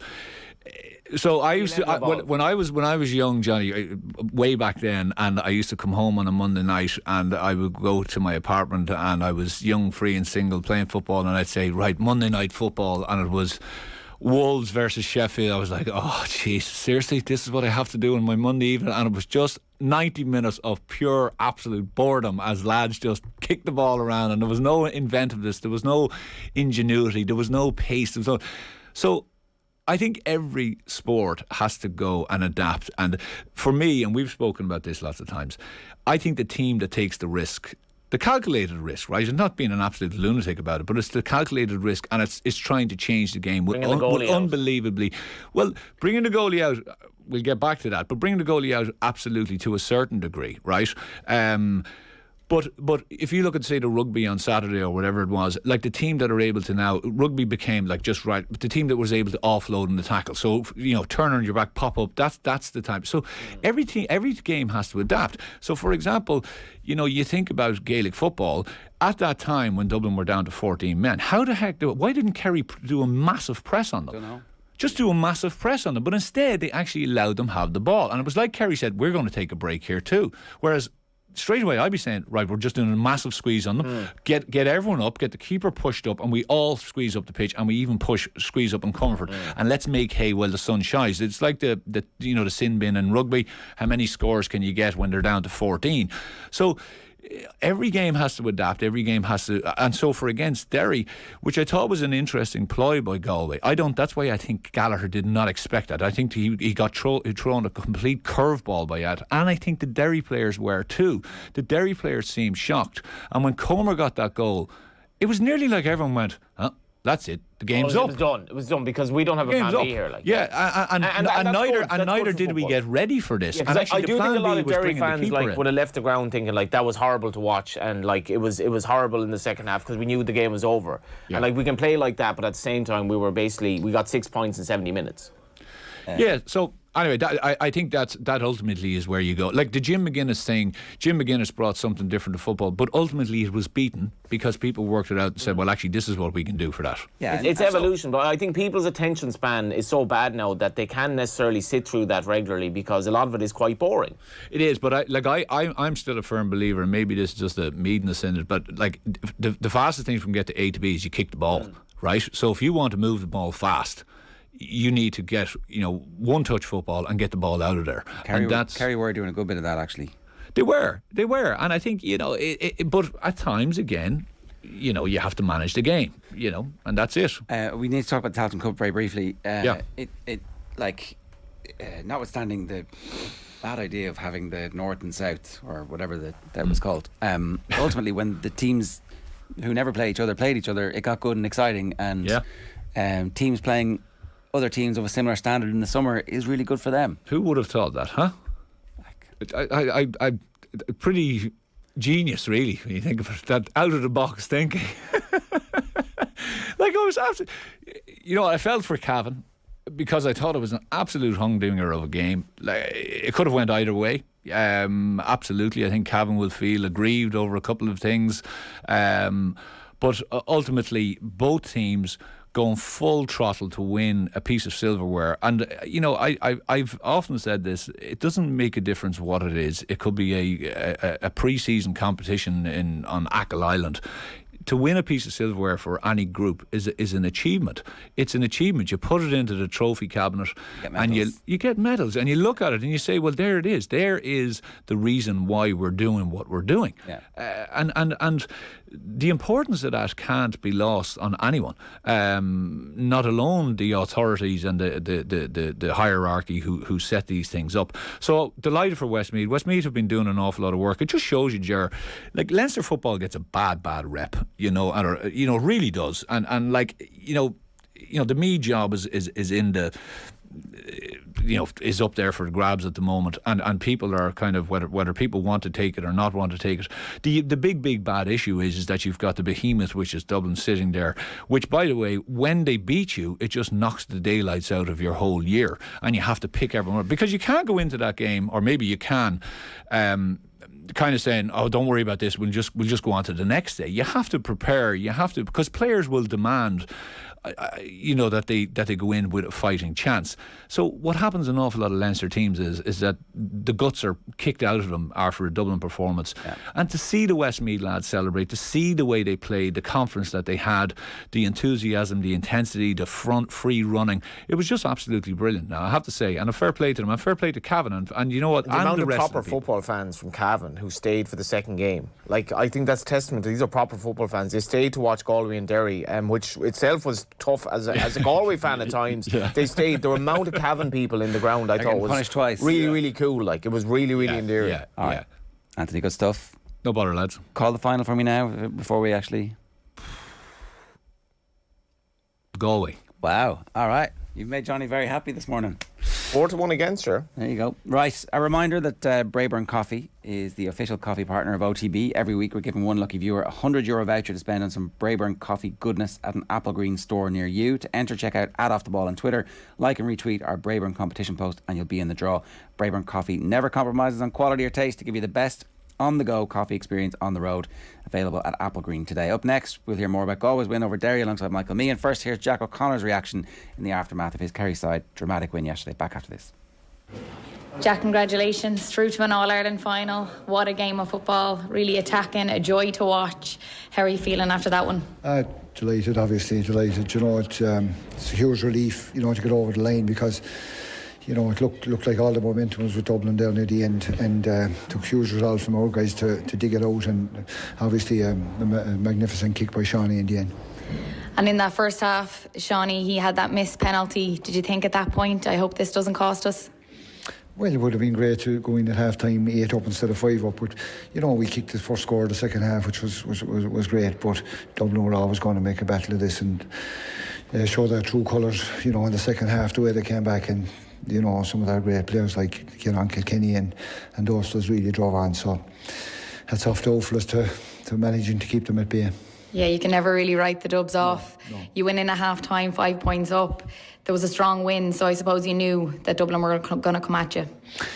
Yeah, of course. That was a tricky win, and Dublin found it hard to score into it in the first half, and we found it hard enough in the second half. That's why it's even more of a remarkable kick by Sean O'Shea. And that kick, when he's kicking into the hill, there was a lot of noise. As we said, the breeze, 55 metres out. Were you able to watch? Oh, I was preparing for extra time because I didn't think it was kickable, but he proved me wrong. A fair man. And are you happy that it ended in the normal time rather than going to extra time? Yeah, look, our bodies were getting tired and we weren't sure that we had enough in the tank to get us through extra time. Just delighted to finish it. Brilliant. Thanks, Jack. Thanks for your time. That's Jack O'Connor there speaking with Aisling O'Reilly. Now, Michael Meehan is with us this morning. Michael, good morning to you. How are you? Good, very good, Ger. Good morning. How are you? Yeah, pretty good. Anthony Moyles has just tipped Galway for the All-Ireland final there. So, I heard that. Yeah, I heard that. Yeah, Johnny's been beaming since Saturday. So, all is good. As has everyone down here, and even before Saturday, it kicked off really well down in Roscommon with our under-17s winning the All-Ireland against Mayo. So it was a great weekend on the Galway front for the lads anyway. But yeah, we're very excited. It's a great place to be, and it's been a long time. It's been far too long. And I suppose you'd only love to have the 3-week build-up now for the whole of the population of Galway and supporters to get into it that little bit. But look, that's not a reason to change what they've done. But it's just in times like this, the bigger the build-up as a supporter, the better. Maybe as a player, a 2-week window is probably ideal. They'll get media out of the way straight away this week, and there's very little time. And both teams are ready. Like, they're not going to change, improve anything really between now and the All-Ireland final, bar maybe some tactical things, fitness, etc., conditioning. It's just maintenance now. So it's a brilliant place to be in as a player, 12, 13 days out from the big match. Let's talk about Comer, because he said himself he's had a rodeo with injuries. Like, he has, we've missed some of the peak years of Damien Comer when he burst onto the scene like a bull. Everybody's like, oh, this is going to be one of the best footballers in the country for a long period to come. But then he just disappeared for about 18 months with an injury and all the stuff around the diagnosis and all that kind of stuff. That here he is back, starring in an All-Ireland semi-final. Like, he gets the bit that he deserves, which a lot of people don't always get in sport. Sport's really cruel, but for somebody like him to be the star on Saturday evening was just desserts, really. Absolutely, yeah. I think it could well be about his 9th year now, and you're right, bar a couple of good years at the start where he was young and he was just breaking through. He had a clean enough run through, but over the last 5 years, he's had just on and off and in and out with injuries, and a difficult time put in, especially when you're hitting your mid-20s. You're at the peak of your powers, I think, as well, or certainly very close to them. And he didn't get a chance to go back to back or play leagues, play championships, from one into the other. It was very broken, and he was being rushed back from matches here and there, and it's never a good place to be in as a player. It's never really an advantage for the team either. It generally doesn't work out. But certainly, even this year he had been steady through the league. I think if you look back over his score, and he scored in every league match that he played in, he was getting goals as well. I think we've all really. I never forgot how dangerous he was, heading for the onion bag, as we call it down here. But he showed everyone again and pointed everyone again at the weekend how dangerous he is in that regard. So he's going to take a lot of watching. He's high in confidence. Hopefully he's fit and healthy. And it's just with a player like that, anything can happen. Anything can come off it, be it through him directly or through one of the lads around him. It just causes panic. And I'd say he's a nightmare for a backline to have to come up against, because he has serious pace. He can turn. He's agile for his size, and he's a mountain of a man as well. So he's got a lot going for him. And it's going to be the planning around what Kerry are going to do to nullify him is going to be a large part of their work this week. I think, Michael, that's one of the special things about the Galway story this year. Like, if Galway don't win the All-Ireland, I think they've created so many memories, and just to get like he and Paul Conroy back in Croke Park, like the injuries of Paul Conroy has come through as well, and like this beautiful standard of old school football that he plays, like beautiful kick passer, and he and Damien Comer to get their kind of place the sun, and the roar when he came off was actually spine tingling on Saturday. Like the roar for Comer coming off the pitch and having that, like the most certain standing ovation you ever get. Like there is a bit something like special about what's this Galway story this year. Yeah, I agree. We've Paul, I suppose, has been on the forefront throughout the year, because he was kicking outrageous scores from midfield there, latter stages of the league, and into the championship. And that just pushed him to the limelight there. And I think Paul he could be in year 15 now of his Galway career, which is quite phenomenal. If someone could tell you get 9 or 10 good years, you get snap, as an inter-county player. You'd snap his hand off. But I think Paul, bar that horrible injury that he had, he has been ever present, for those 15 years, missing that 1 year in the middle. So, and to come back to where he's at is remarkable. But yeah, there's I suppose there's the fondness, or there's the thinking back to the glory days. And when I talk about them, Johnny, it's back to 98 and 01. That there's just that fondness and that feeling that. When Galway are good and their tails are up, they're dangerous, and there's just that sense, and I think there's that sense is there again. And like you said, be that they deliver an All-Ireland final or not, or victory in the All-Ireland final or not, that will be there, and there's something to build on. there's a lot. I think the public have reacted and responded, and I suppose that's in no short part to Pádraig and his management team, and how how I suppose open he's been and direct he's been, and he stated 2 or 3 years ago on one of the shows here that he wanted to win in All Ireland, and people were probably looking sideways at him when they heard that being played. But you got to remember, like, Galway were about 33-1 shots, give or take, around that time. Like, Galway have been a complete irrelevance, and so it was a brave thing to say, and he could have been mocked for that, like. Yeah, absolutely. And I suppose, and when you look back over the last year or two, then people are saying, "Hang on, what's going on here?" And I remember after the Connacht final in Croke Park last year against Mayo, and talking on off the ball about was it time for him to go or should he stay? And so you're right, Johnny. That's where it was. But I suppose sport is funny, and certainly I think sports through COVID, had its extra challenges for everyone. And I'm sure the addition of Cian O'Neill as well, and his experience and knowledge has added hugely to the setup this year. And the players have reacted. This lad standing up all over the pitch now. Like, I think it's no surprise around here. But John Daly has been exceptional, and he showed it at the weekend there in turnovers as a rock in the centre of your defence. And just he's the sweetest left foot on the pitch. Nearly, he'll pick a pass. He took a score for himself as well.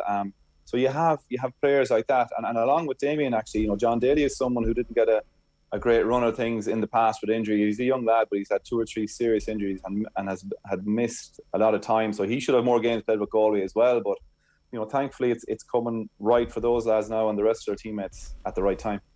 In terms of what they're actually able to do on the field as well, there has been an evolution. So, when Pádraig came in, he was like, we're going to go back to the old school of Galway football, which is much more fundamentally attacking. And then, that changed because that didn't work. And now it's kind of an amalgamation of what was there previously under the previous management team and the ability to attack. So, Anthony Moyles made the point that they've got multiple game plans now, which means that they can, like they did against Derry, confuse Derry a little bit by giving Derry something they hadn't seen or expected from Galway. Can they do that against Kerry as well? Yeah, I suppose talking about the Derry game first, they matched up well. You kind of have to fight fire with fire, but they were very comfortable doing that. And I think we were very, very happy with the position that they were in going in at half-time, or even, when they're 3-0 down with 20-25 minutes gone. I know it looks bad with no score. They held scoreless for so long, but I think they would have been quite content to what they were limiting Derry to, given what we had seen from Derry throughout Ulster and in the quarter-final. But then it's a very different change. It's going to be a different type of game against Kerry. There's going to be far more direct ball, diagonal ball, faster ball being put into pockets of space, between the half-back line and the full-back line, even longer into O'Shea. We saw the goal, Shawnee Shea's goal, was a huge long ball in, and we don't have to think too far back with those kind of balls, called consternation, I think, for Galway in the Armagh game. So, and Jack O'Connor will know that. So we'll see an aerial bombardment, we'll see a directness from Kerry, and it's what Galway do, to deal with that. I'd like to think that Galway, on the front foot, then the pace that they attacked with and they came out with the ball and ahead of the ball against Derry, and in every game, I think to the Mayo game and Roscommon games as well, they're very athletic now, and I think they can take anyone on, if they turn over a ball going forward, especially when you have a Comer, Paul Conroy linking up the play, Shane Walsh as well, who was very well marshalled the last day from play, but he still is. He's going to be a huge threat, and he's going to be a huge part of what Kerry have to do as well. So, I just think it's a very different. There's a lot of different conversations being had now this week for Galway and for Kerry with what and when they're planning what might happen here, and here. But I think there'll be a certain amount of we'll deal with that, but we'll impose our game as well and ask for Galway. We'll ask questions off Kerry. See can they match up against our crown jewels. It's funny, given the point you make about the aerial bombardment, that we didn't see that much of it from Derry. I do wonder, is that because they weren't allowed? Was there obviously there's a conscious effort not to allow those big high booming balls go into your full back line, but did Galway do something specific that prevented those balls from being delivered?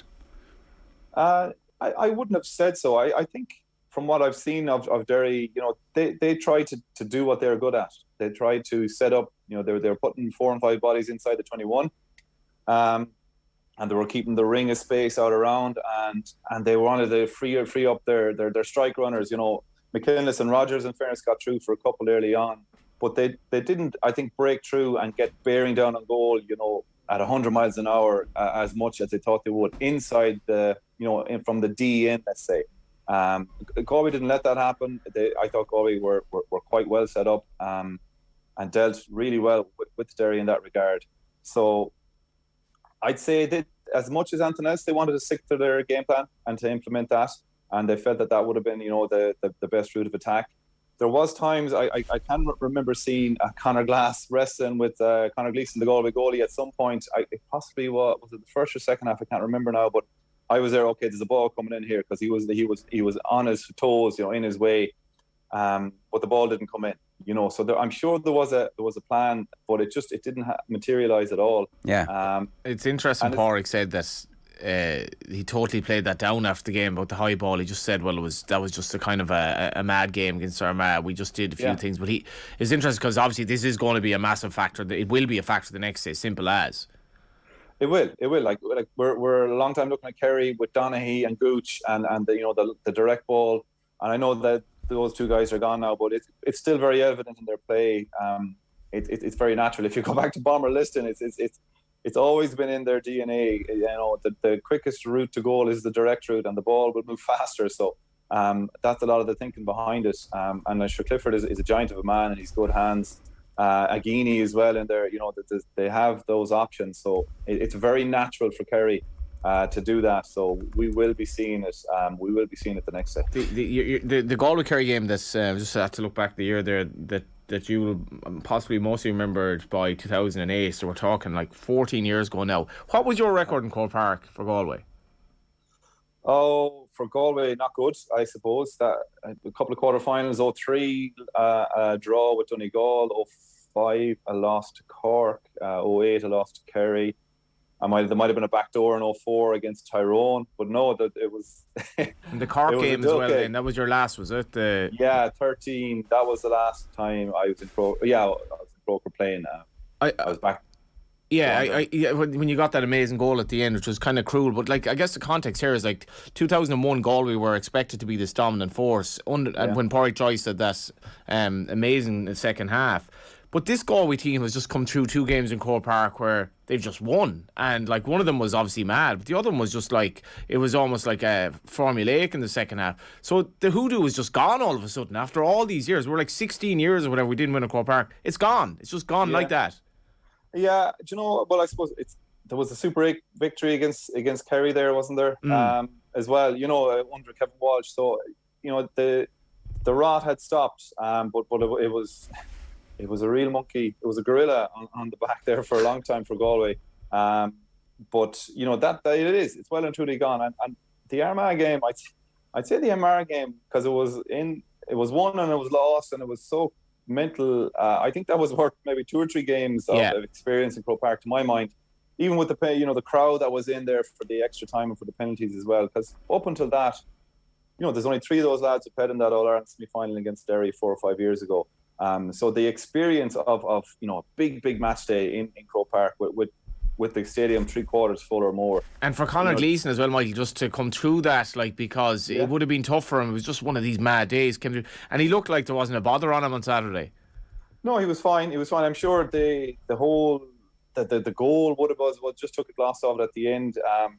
From a defensive point of view.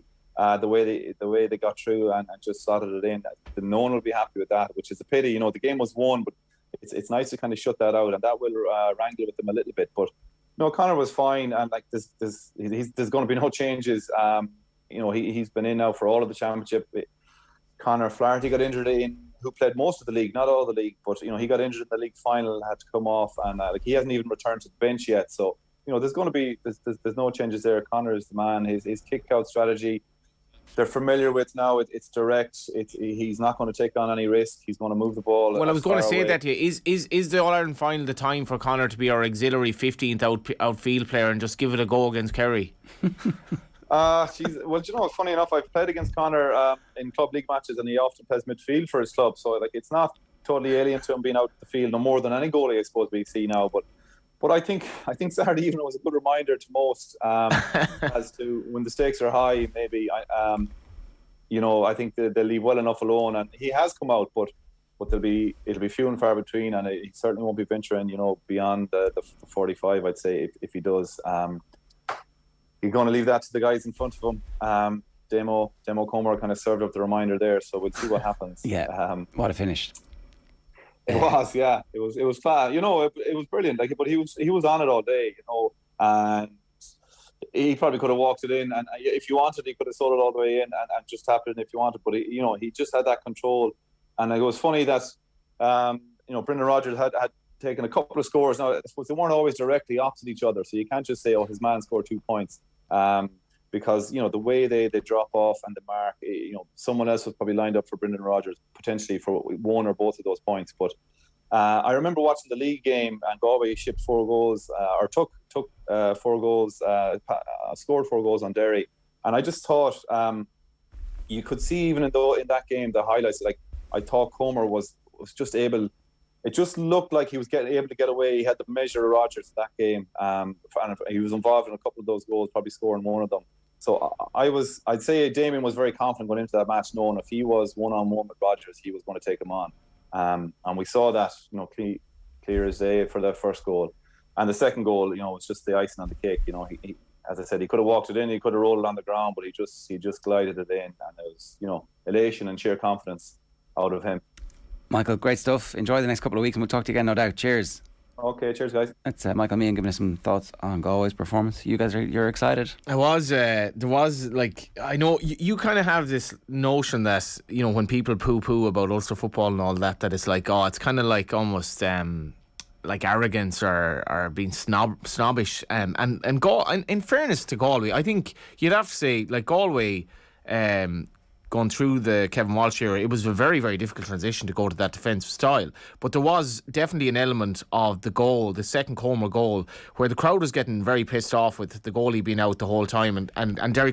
There was a real kind of schadenfreude. Now see what happens, and the place went nuts when the ball went in the net. It was there you go. Why don't you just play normal football? Because you shouldn't be bringing the goalie out. You've left the goal out. Because bringing the goalie out makes a lot of sense actually when you think about it. It makes an awful lot of sense. Absolutely. But I think there was an element of, we're old school here. We like the traditional style, and this is what should have happened. I was with Nathan at the game yesterday, and in the midst of it all, when Dublin got level, he went, "You see, this is where every other county has an advantage over Mayo, because if this was happening to Mayo, the Mayo fans would be screaming at every player from Kerry, kick it forward, try and score a goal." And I was like, oh, it's true. It's the chaos of the fans infects the team. But what do the Mayo people think right now? Galway have waltzed into an All-Ireland final. As unhappy as it's possible to be. Lee Keegan just would not say who he was up for. Does he want Galway to win? Do you want Galway to beat Kerry? Let us know. I love Westport. I love Mayo. I love Mayo people. I wanted you to win All-Ireland for a long time. Would be not reciprocated. Not necessarily reciprocated. Right. What do you want? Do you want Galway to do it after all your years of trying? They do not. They think that they just want the next few weeks of their lives to be over, and then they can get on with it. It's a Connacht famine as well, remember. It's a Connacht famine of 21 years. Okay. OTB AM is brought to you live each morning by Gillette Labs for an effortless finish to your day. It's All Ireland Hurling final week. We've 4 priceless tickets to give away on the show. It's all with thanks to Bord Gáis Energy. 2022 marks the 6th year of Bord Gáis Energy sponsorship of the GA Hurling All Ireland Senior Championships, and to celebrate, every day this week we're giving away a €150 one for all voucher, and more importantly, every daily winner goes into Friday's draw for an incredible grand prize of a €1,500 one for all voucher and 4 tickets to Sunday's All Ireland final between Limerick and Kilkenny. To enter, tune into tonight's show. It's all thanks to Bord Gáis Energy. You can search the hashtag Gift of the Gab for more. Here's what's on OTB Sports Radio today. OTB Gold at 1 o'clock is a tour of Pádraig Harrington's gaff.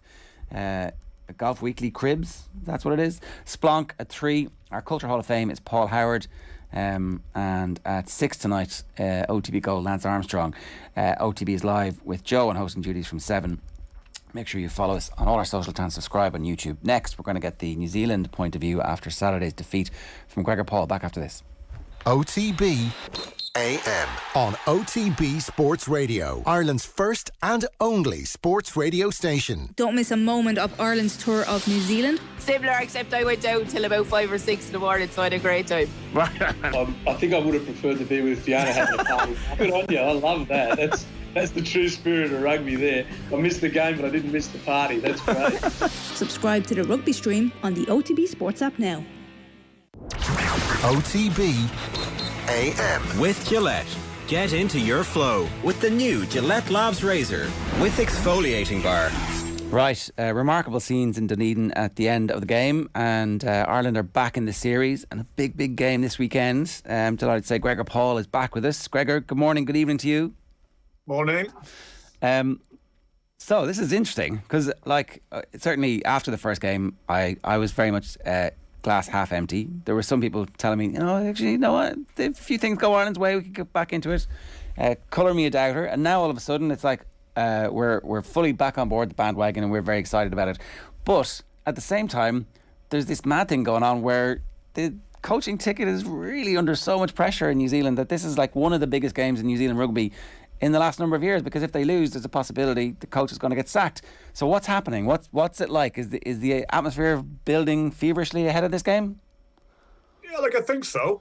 There is definitely pressure. I mean, we've talked about this already, that the pressure was on really from the end of last year when the All Blacks finished with a loss in Dublin and then a loss in Paris. So when you're the All Blacks, consecutive defeats gets everyone really worried. It's where are we going? What are we doing? But they've backed that up with what was a reasonably convincing performance in Auckland, and then I don't know what happened in Dunedin, but Ireland went forward, really played well. Were a different team, sharper, did all their homework, came back better prepared, more hungry. And New Zealand, well, they went backwards, didn't they? And now there's some serious questions building about this coaching team because we talked last week on the show and I said, look, the All Blacks always accelerate after they've got that nervy opener out of the way. It didn't happen. They didn't have anything to throw at Ireland. They showed very little passion prior to the point of losing, their players to cards, and desperation kicked in. Then they had a bit of fight about them. But there's a real sense now that there's a body of evidence building up against this coaching group that says recidivist offending here in terms of getting beaten up by Ireland, becoming a bit of a theme of this reign. They've got 2 tests in South Africa after they're here, and if Ireland can beat them up, goodness knows what the Bok Pack could do to them. So, are they playing to hold on to their jobs for the coaching group? It's possible. I mean, New Zealand doesn't really do kind of axing coaches midway through World Cup cycles, hasn't really done that. But we're getting to the point where if there's not a performance out of this team on Saturday, it's going to be very difficult to see why this coaching group can be retained in its entirety. It might not mean all of them being bumped, but Ian Foster, the head coach, might have to think about jettisoning some of his assistant coaches and packaging a different team. It's interesting because if they don't get a performance against Ireland this week, as you say, there's no reason to suspect that then they'll get performances against the Springboks either. And there's now, it looks like Ireland and France are beginning to show teams a bit of a template about how it's possible to get under this current New Zealand team's skin. Is there an alternative game plan? Is there an alternative way of playing for New Zealand than what they're doing at the moment? Or is it just about accuracy? Are the problems very fixable? Are there personnel issues maybe? What's at the heart of the difficulties that Foster has at the moment? Well, that is the question. I think, I don't think there's other players out there. I don't think there's a whole series of guys that they haven't picked that you could bring in and go, hey, presto, it's a different team. There might be 1 or 2, as always. But largely everyone agree they got the right players on the park. And you and I look at that team and you'd go, yeah, that should be a pretty good team. No shortage of players there that are household names and have shown they can play at this level. So the problem at the moment appears to be... No. Just having a little bit of a problem with the line there. It's going to be technical, I think he said. There you go. perfect moment for that to happen. First Hawkeye, now this. There you go. No, that line's gone, so we'll get Gregor back. It is interesting though, like if you got the opportunity to cause chaos in New Zealand a year out from the World Cup, you have to do it. So like from an Ireland perspective, big prize. But like the World Cup, like hoodoo in the Irish head, is this over? No. If they win the series, if they win next Saturday night, no. Then they say yes, we can win a World Cup. I mean, they would say that they've thought that before, but then they've been caught repeatedly in matches that they could and should have won. We could and should have beaten Wales in the World Cup in 2011. We surely should have been able to look after Argentina, but we couldn't because we, various reasons. But how is the like the thing about Sexton is 37 today, so that's amazing. But like, are we ever any closer to this transition for the World Cup, or is he just there and still the dominant man at 38? We have no choice. Like we have no choice. Even though we've three or four other out halves. Yeah, not good enough at the moment to play, and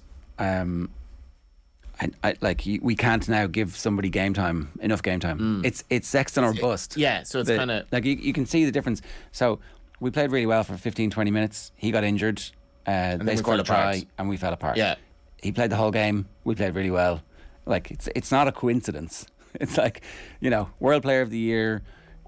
Now definitely in the conversation for best ever Irish player.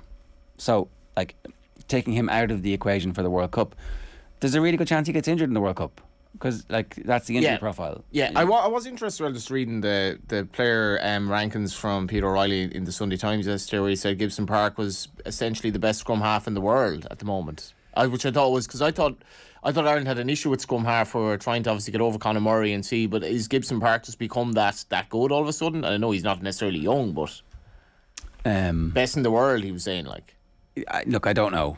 I mean, I think it was a big statement. I thought it is a big statement. Like, they've a lot of good scrum halves, and it's like scrum halves look great when the forward pack is winning the game, but then look, I'm just always very wary of like, we are world class at this, because then the next game you go out and there's a few mistakes and it's like, he's playing really, really well. I think that's the. How will Ringrose come out of his? He's not going to play next week. So he's like, he gets a 12-day exemption and that's it. Like, yeah, he's gone, which it's really unfortunate because he was like cresting into the form that we thought he was always capable of, like being international quality. He's obviously a very, very talented player, but it's the level of consistency of performance that we're getting from Ringrose at the moment. Every time he plays really well. So we can go back to rejoin Gregor Paul. Gregor, you were just saying that the issues that they have, it's not about the personnel and like it's. I guess really one of the questions I'm kind of hinting at here is if Joe Schmidt was to come in and take charge of this team, would it look very different? It would look. I don't think the personnel would look different tactically, structurally. Probably. Like the biggest single problem we've got watching the All Blacks is at the moment, we don't really know what they're trying to become. Don't really know what type of game plan they've got in mind when they're playing. When they played at Eden Park in Test 1, we got a better sense of it because they had a plan that day. We'll attack Ireland at the set piece. We'll go hard at them at the breakdown. We'll muscle up in the middle of the field and hit them hard and try and play off counter-attack if the chance comes, and it worked. But then they picked Scott Barrett at blindside to do that for them, to give them that set piece heft that they were after. And then they go to Dunedin and Barrett Whitelock's not available, so they play 3 open sides. Now you couldn't mix that up anymore if you tried, and so they ended up in Dunedin with no real idea about what type of game plan they wanted to play. And people can make a big thing about the cards, but really the cards were a symptom of the pressure that New Zealand were under, partly because Ireland put them under pressure, but partly because New Zealand offered nothing in return. I haven't seen that much of an insipid performance from the All Blacks for a very long time. So could Joe come in and give them a bit more of a vision and understanding of what they're trying to achieve? Yes. But would that fix them in their entirety? Don't know. Personally, I think they need a new forwards coach, because the story has been the same since November. In fact, it's been going back a bit before that they're not getting enough oomph, grunt, I don't know what you want to call it, out of their pack at the moment. They're up and down. And, Ireland, France, England, South Africa play with a consistency of physicality and set-piece execution that New Zealand are not matching at the moment. Well, actually, on that, Gregor, so the Ireland reactions, obviously, lots of celebrations and so forth. But in the other context, history is written by the winners. Before the first test, there was question marks over New Zealand, how good they were. You said this was one of the most insipid performances you've ever seen from the Kiwis. Their discipline was bad. So are we getting carried away? No, you're a good team. You got to separate the two things here. Ireland are good. There's no doubt about that. And they're a better team now. And this is what people in New Zealand are beginning to realise. Ireland were good in November and they're better here in July. So Andy Farrell is taking that team on a journey. And probably everyone in Ireland will, get a bit nervous if I say this, but he looks capable of making Ireland a better team again when they go to the World Cup next year. So everyone in Ireland can think, whoa, we've got a pathway with this guy. We're on a journey somewhere. New Zealand, we're not on that at the moment. So no, Ireland shouldn't feel that they didn't achieve anything. It was still even though the All Blacks didn't play well, they defended amazingly well for 45 minutes, 50 minutes with men down, didn't they? So that's the resilience of that team. Now, New Zealand just need to find who they are at the moment, and they don't have a good sense of that. We'll get a better sense this weekend because this is desperation now for the All Blacks. This is everything on the line for them. And if they can't deliver something against Ireland, even if they don't win the game, but they've got to put something on the park that says, this is who we are, this is how we want to play, and this is the journey that we're going to take towards the World Cup, because that's the problem at the moment. We haven't seen it. Do you expect a change in personnel away from the three open sides, and maybe there will be, that might have some impact? Yeah, I think Sammy Whitelock will come back because it sounds like he's tracking back towards full fitness after a head knock. That would put Barrett back into the back row, and that will probably be it in terms of the forwards. Not sure. I think the hooker they bring off the bench, he might start, Samasoni Takeaho. He's a brilliant post-contact ball runner. He's a little ball. And he would fit the brief a bit more at the moment of punching up the middle of the field and causing Ireland a bit of distress. So he might start. And Will Jordan, I would imagine, will play from the beginning. Now he's over COVID. And David Havili will come back. Yeah, I mean, Will Jordan terrifies us. Just the stuff that he did in Dublin was like, wow, this guy's very, very good. Genuinely world class. And so even those slight changes might tilt the balance back in favour of New Zealand. It's interesting to hear you talk about the journey that Andy Farrell is on. A tweet went viral yesterday from one of the Welsh rugby podcasters saying, "Oh, congratulations, Ireland peaking a year out from a World Cup again." It's like, yeah, I think the one thing that gives me a little bit of confidence about that is that Andy Farrell is continuously evolving his team, and this isn't as good as it gets. Like that, actually, he's getting better performances and seems to be able to absorb it from. But that's not what you're getting. They're not the vibes you're getting from Ian Foster at the moment. Nah, not at the moment. That doesn't mean to say they won't come, but I think the problem is we've had two years now, 2 and a bit years, and there's been no obvious progress, despite coaches always tell you there has been, don't they? They're all working incredibly hard behind the scenes. We've changed a few things that we've been doing, well, all very good and well, but we're not actually seeing that in terms of results, in terms of how you play in the game. Like, it's not all doom and gloom. We do know that there have been periods in the last 2 years when they have put something together and you've gone, oh yeah, that's the All Blacks, get that, the pass, the catch, the speed of how they play, yep, they're all there.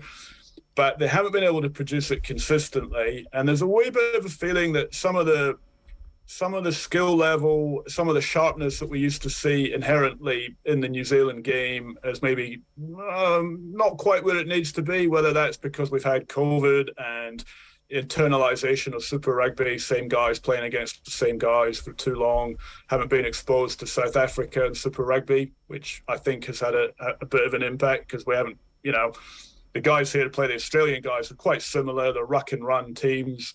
They just haven't confronted big bruisers the way that they used to, and that's probably hurting them a wee bit. Yeah, and that's going to be interesting to see longer term what the impact of the South African teams coming and playing week in, week out against the European teams or the Irish, Scottish and Welsh teams. Maybe ultimately that's going to massively benefit rugby in this part of the world, and that might be a kind of long term power issue for New Zealand. Like, Is it existential crisis time if Ireland win at the weekend? Pretty close. Well, it's made that way because what follows is 2 tests in South Africa. So, you're out of the frying pan into the fire at that point. So, that's what's bothering everybody, because if they lose a series at home to Ireland and then you're on the road to South Africa, the big question is, okay, what everyone's beginning to get more worried about, I suppose, is the fact that you look at the World Cup draw, and New Zealand definitely play France in the opening game, and they're highly likely to be playing one of Ireland or South Africa in the quarterfinal, depending what happens.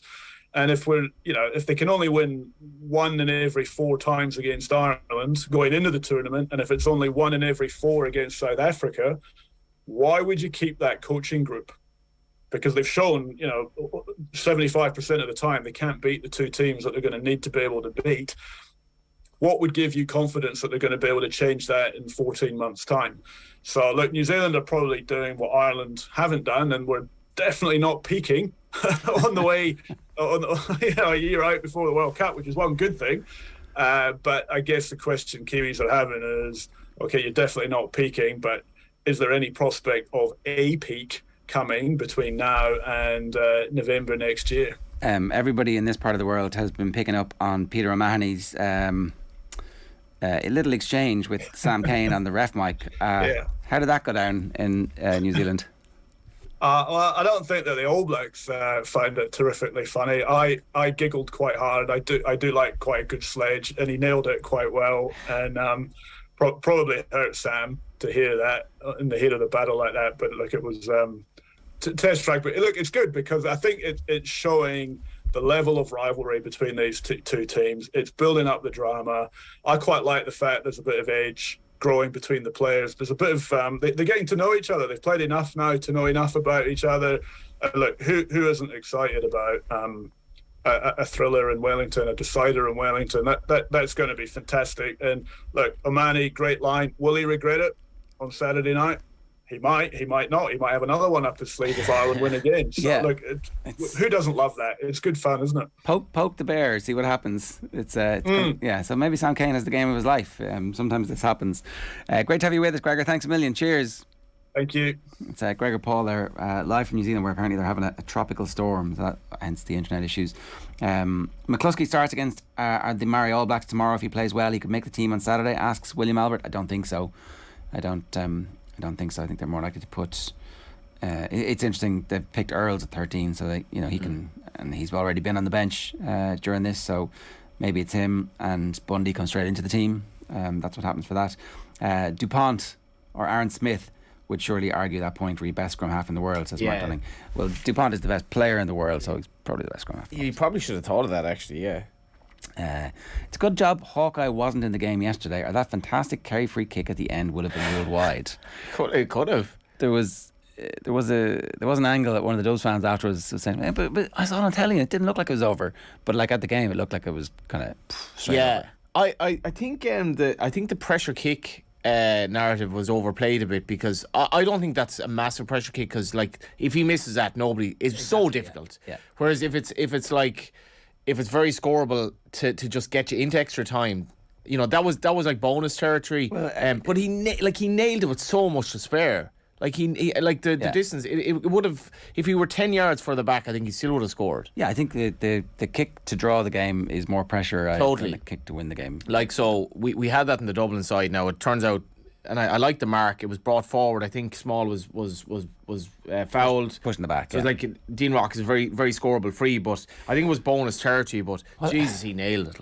Like he did take a minute and a half over it, right? Which there is that as well, and he blew up straight away. He did, which I thought that. I thought he was good. I thought the ref would have given him a bit more. Well, because he took so long to take the free, and also Dublin just didn't manage the end of that game really well. No, they didn't. Like Dean Rock could have taken longer over the free, and when the kick out was happening, they could have done what they did to Mayo all those years ago and just pull everybody to the ground and go, we're gonna take extra time here because we have the big Mo. Well, they did pull Clifford to the ground, probably not thinking. I'm sure I wasn't thinking. I forget who fouled him. It was like, it's Davy Byrne, but Davy Byrne. Is he going to score from here? It was the previous. And Scully shot as well. There was an opportunity to take somebody down. To be honest now, I have to say, I thought at half-time Dublin were absolutely... I thought they were going to collapse. A lot of Kerry lads. I thought they were done. Finished. I was amazed. Like I was like, Dublin... I said, Kerry are going to win this by about 10 points. That's what I thought. Even at half-time. I thought Dublin's body language all year has been bad. But in fairness, they didn't. I feel a little bit sorry for them because I think they at the very least deserved extra time. And I think in extra time, I would have fancied them to win. I thought Kerry were... Would have been interesting to see what happened. I think they were a bit shot. Yeah. But the real battle is ahead for them. There you go. OTB AM brought to you live each morning by Gillette Labs for an effortless finish to your day. We're back tomorrow from 7:30. Owen will be back in studio. He took the day off because he wasn't sure if they were going to win or lose. And either way, I told him last week. I told him it's going to be Galway Kerry final. We'll be chatting with Connacht head coach Andy Friend, as well as giving you the latest updates and live reaction to Ireland's match with the Merry All Blacks with Keith Wood, and much more as well. Right now, some of the Sunday paper review with Joe Malloy, Michael Lister and Gavin Cumsky. Enjoy. See you tomorrow. And then you're very welcome back. We're going to go through the Sunday papers. Happy to say Gavin Cumsky of the Irish Times is here in studio, and Michael Lester will be joining us in just a moment. He's en route 4 or 5 minutes away, we're told. That's how these licence pay people do it, you know? Oh, well, he's top pro. I've no worries there.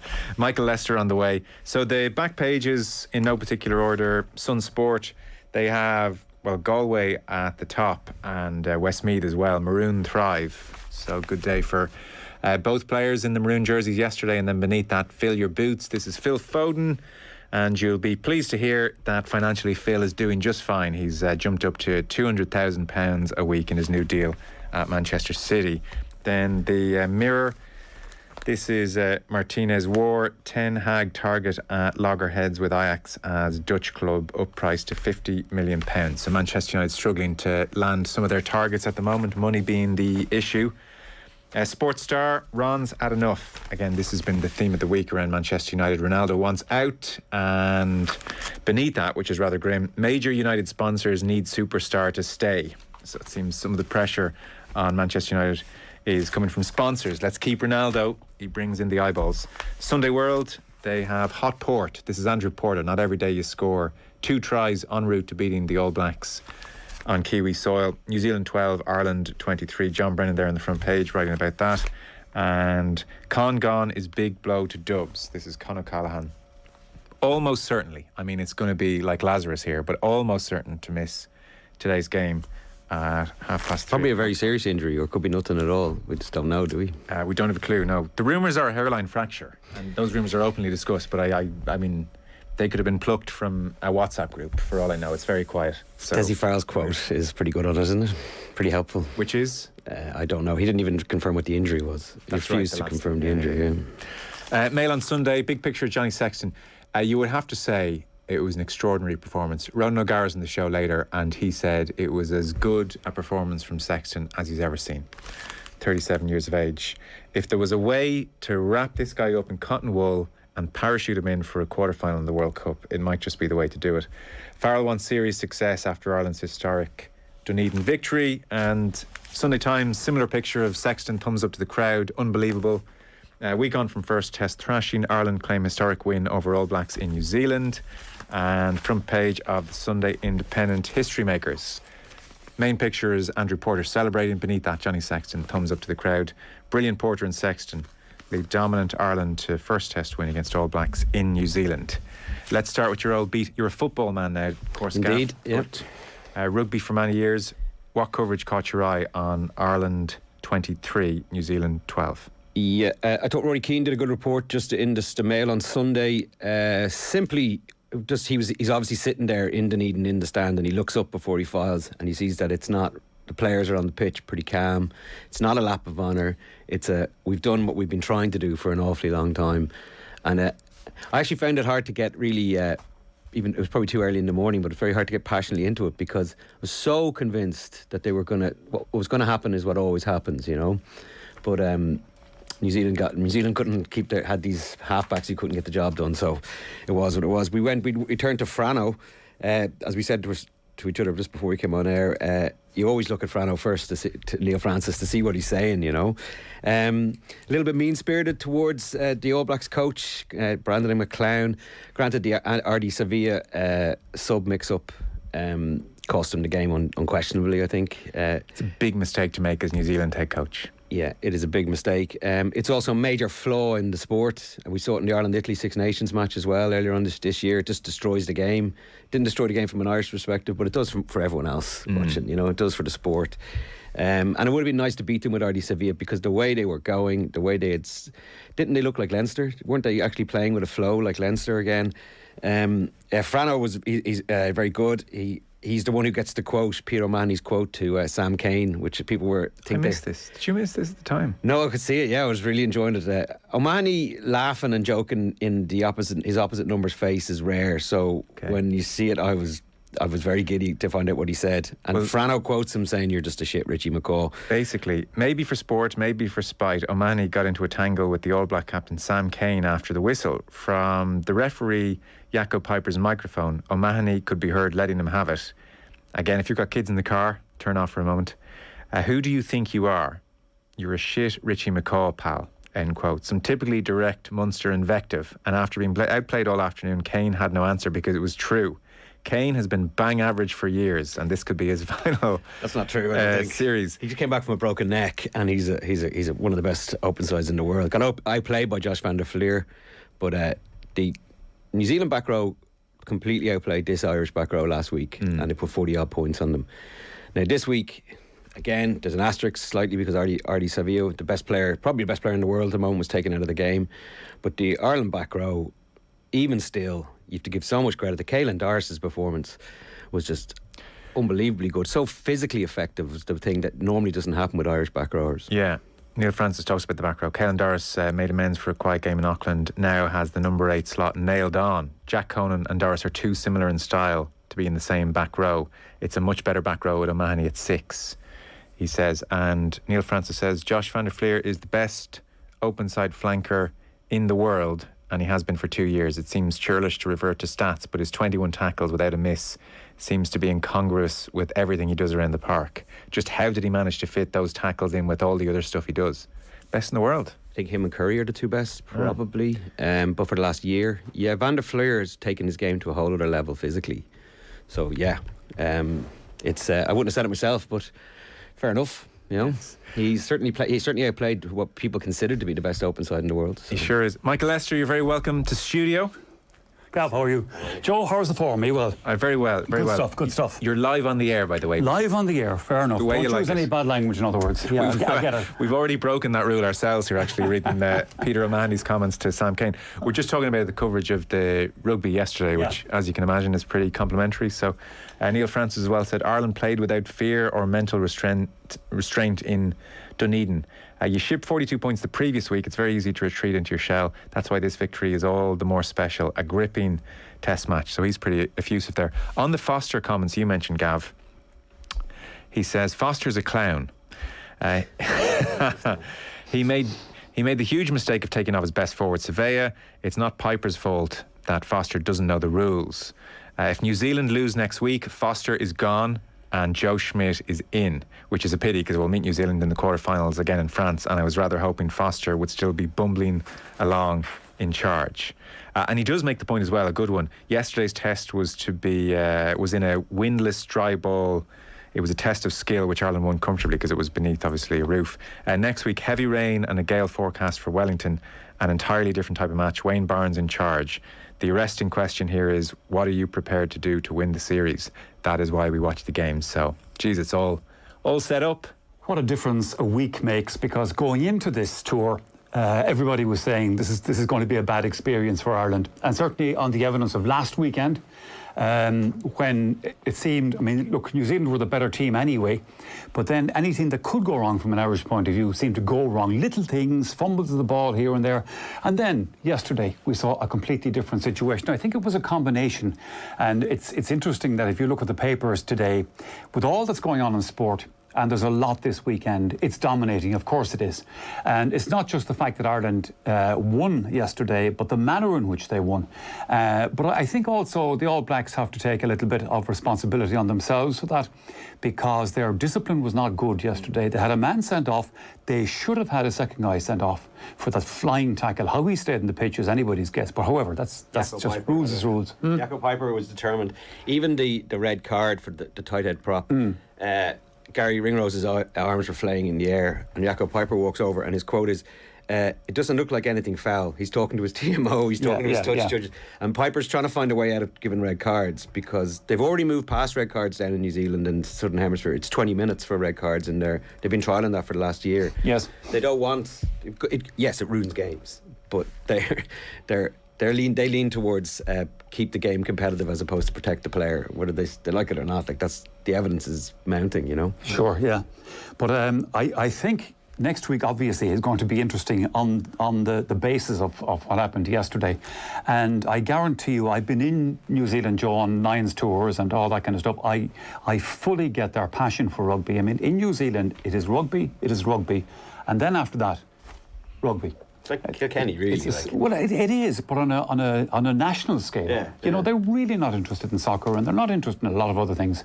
But somebody is going to get hung this week in New Zealand as a result of this kind of. You know, they don't take these things lightly. And are you anticipating an incredibly physical effort next week on their part? On their part, yes, because I mean that's part of their game. Yeah. It's that physicality. Because I'm thinking of remember what they did after Chicago. I was just going to say, of course they do. Of course, yes. Piper let them. That was the Robbie Henshaw tackle. Robbie Henshaw tackle. Zebo was nearly decapitated by Malachi Fekitoa, who's signing for Munster now, and that was a yellow. He just gave a yellow for like what was it? Cast iron, even under those old rules. The last home series they lost was 1994. Yes. To the French. I can't, to tell you the truth, I can't see them losing next weekend. But however, let's take positives out of this. And the positives is yesterday and that kind of performance by Ireland across the pitch. I thought there was an interesting thing yesterday that happened at half-time in the game when New Zealand had taken the hits and yet they were only 3 points down. And some of the grinning that was going on amongst themselves. Did you see that, Gavin, as they were going off the pitch? They were more or less saying to themselves, do you know what?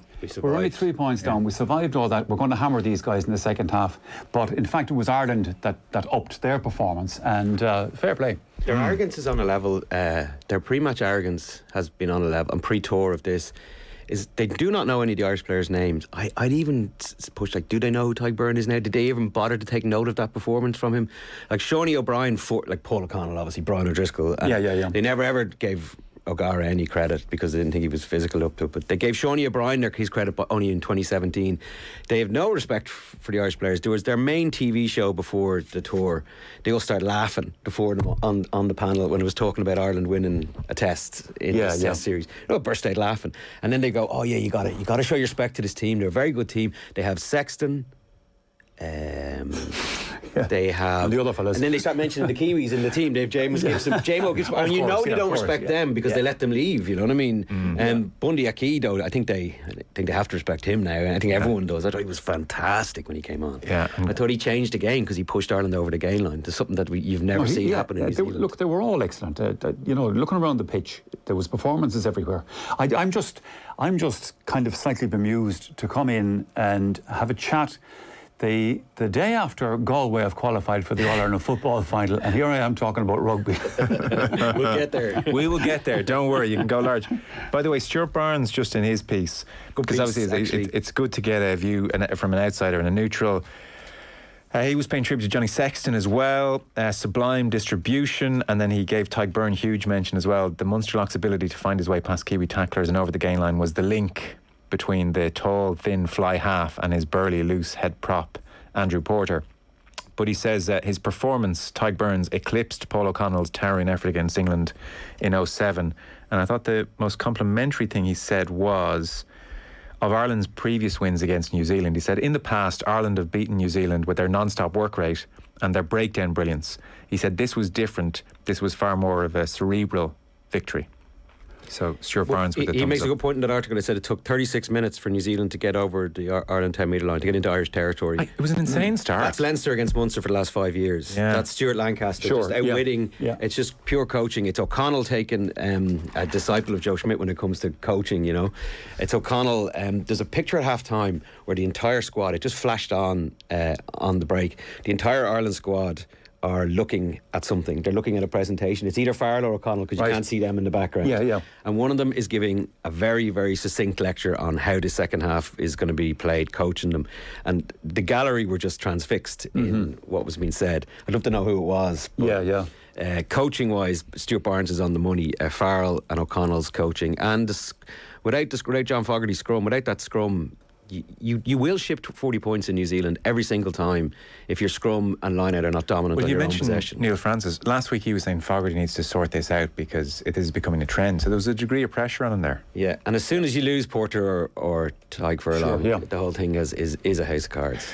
What of Andy Farrell then, Michael? Because he got off to a so-so start. You know, he was the continuity candidate, but then things had gone badly under the last year of Schmidt, and we were wondering, God, where's this going to go under Farrell? Because Bernard Jackman says here that Farrell is now looking more and more at home as an international coach, and he makes the point as well that Farrell has now beaten New Zealand 6 times, once with England, once with the Lions, and now 4 times with Ireland. Only the former Australian coach Bob Dwyer has beaten them more, and that's only on 7 occasions. So I mean, Farrell's record against New Zealand alone is extraordinary, but he has really grown into this job, hasn't he? He has, and of course it's always going to take a bit of time when you're coming into a situation like that, and what had been there before that. And Joe Schmidt obviously was so well regarded, rightly so obviously, from an Irish point of view, and going through that success that they had. You just can't simply hand it over. The Dubs have found this, you know, with Jim Gavin when he stepped down. It's taken them time to find their feet again, and we're going to find out today whether they will succeed in doing that. And it's interesting, you're looking at other sports and other teams like Eric Ten Hag, who's gone in at Manchester United. Like, this is not going to be easy. I don't care how good he is, because it's been like revolving doors with managers going in and out, kind of.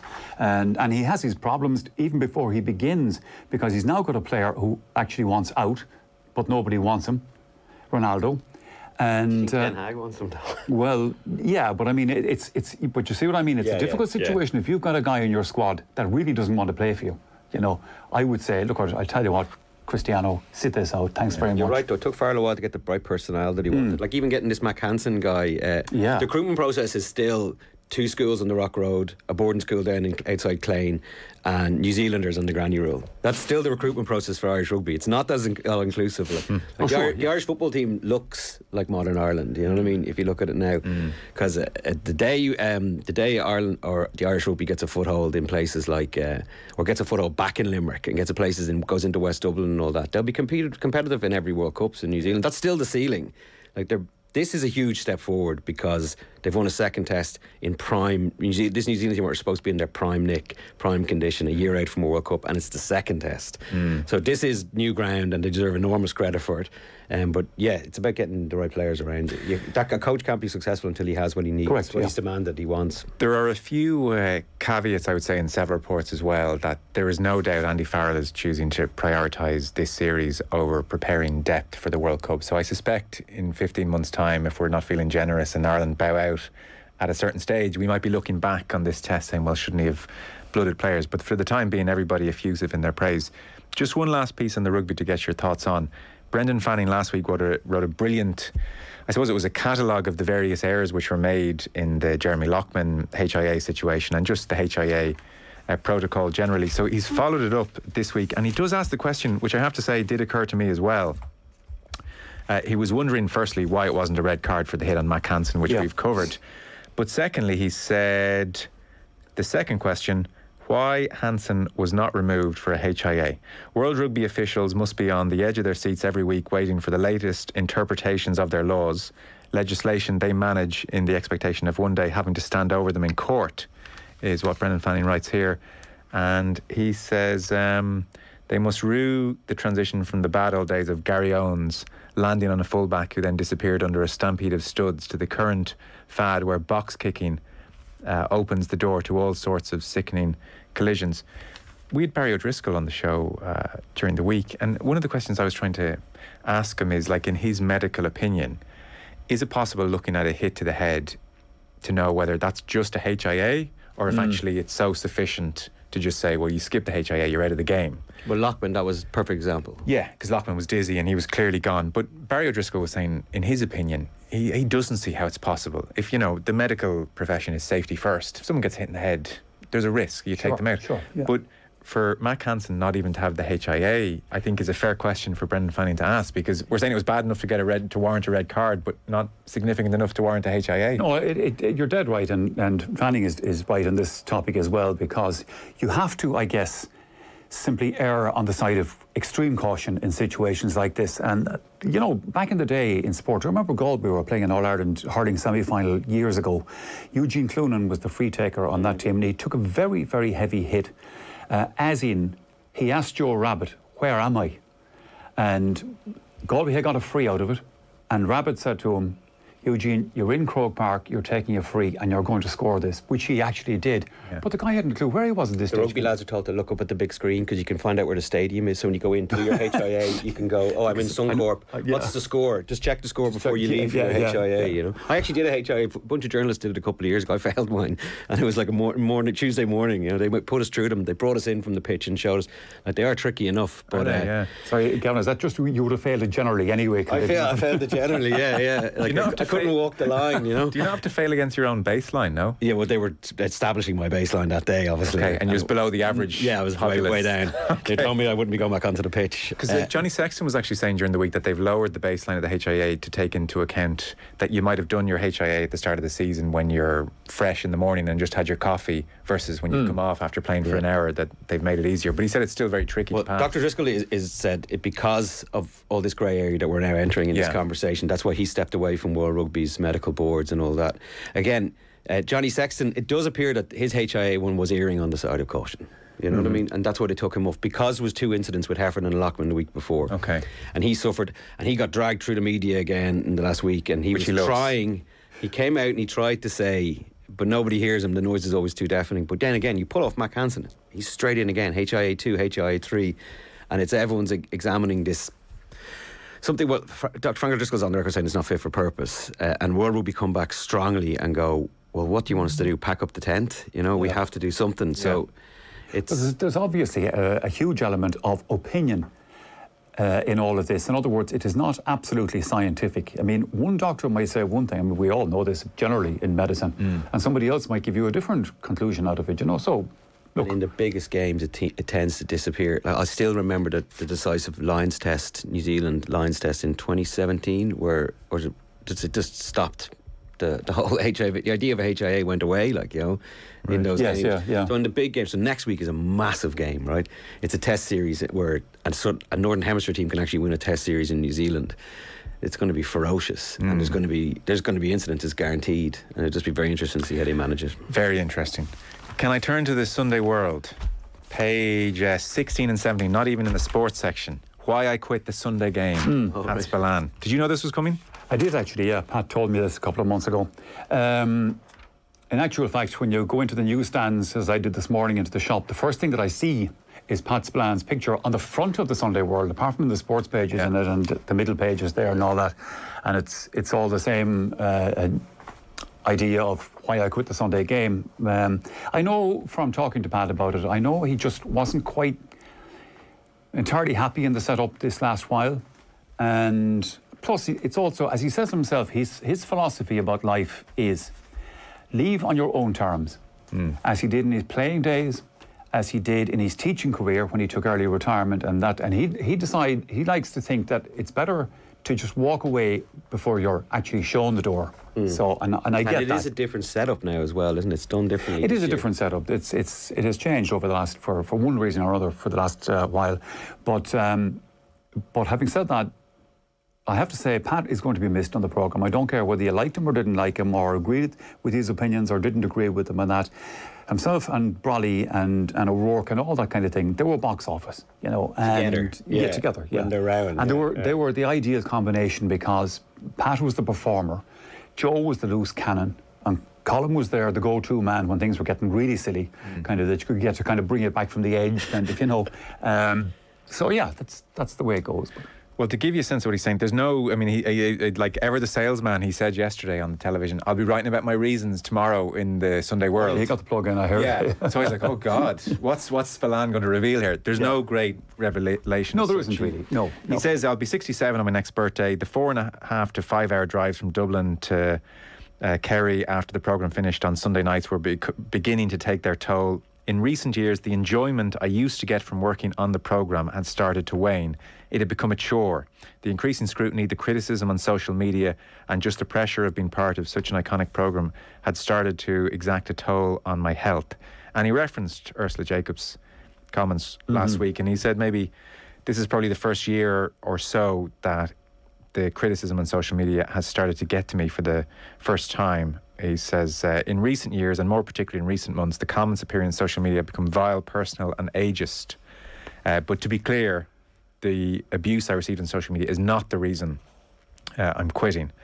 And he talks about his happiest time on the programme, and it was with you, Michael. We couldn't have timed this better, by the way. We didn't know this was going to happen, but it was with you and with Joe and with Colm, and he said, going on, no script, a bit wild. He said it was magical. There were no scripts. It was like taking a ride on the magic carpet. It was great fun. Yeah, I had a script. It's just I never listened to it. It was as simple as that. It does suggest he feels it has lost some of that. Yeah, I mean, obviously, Joe,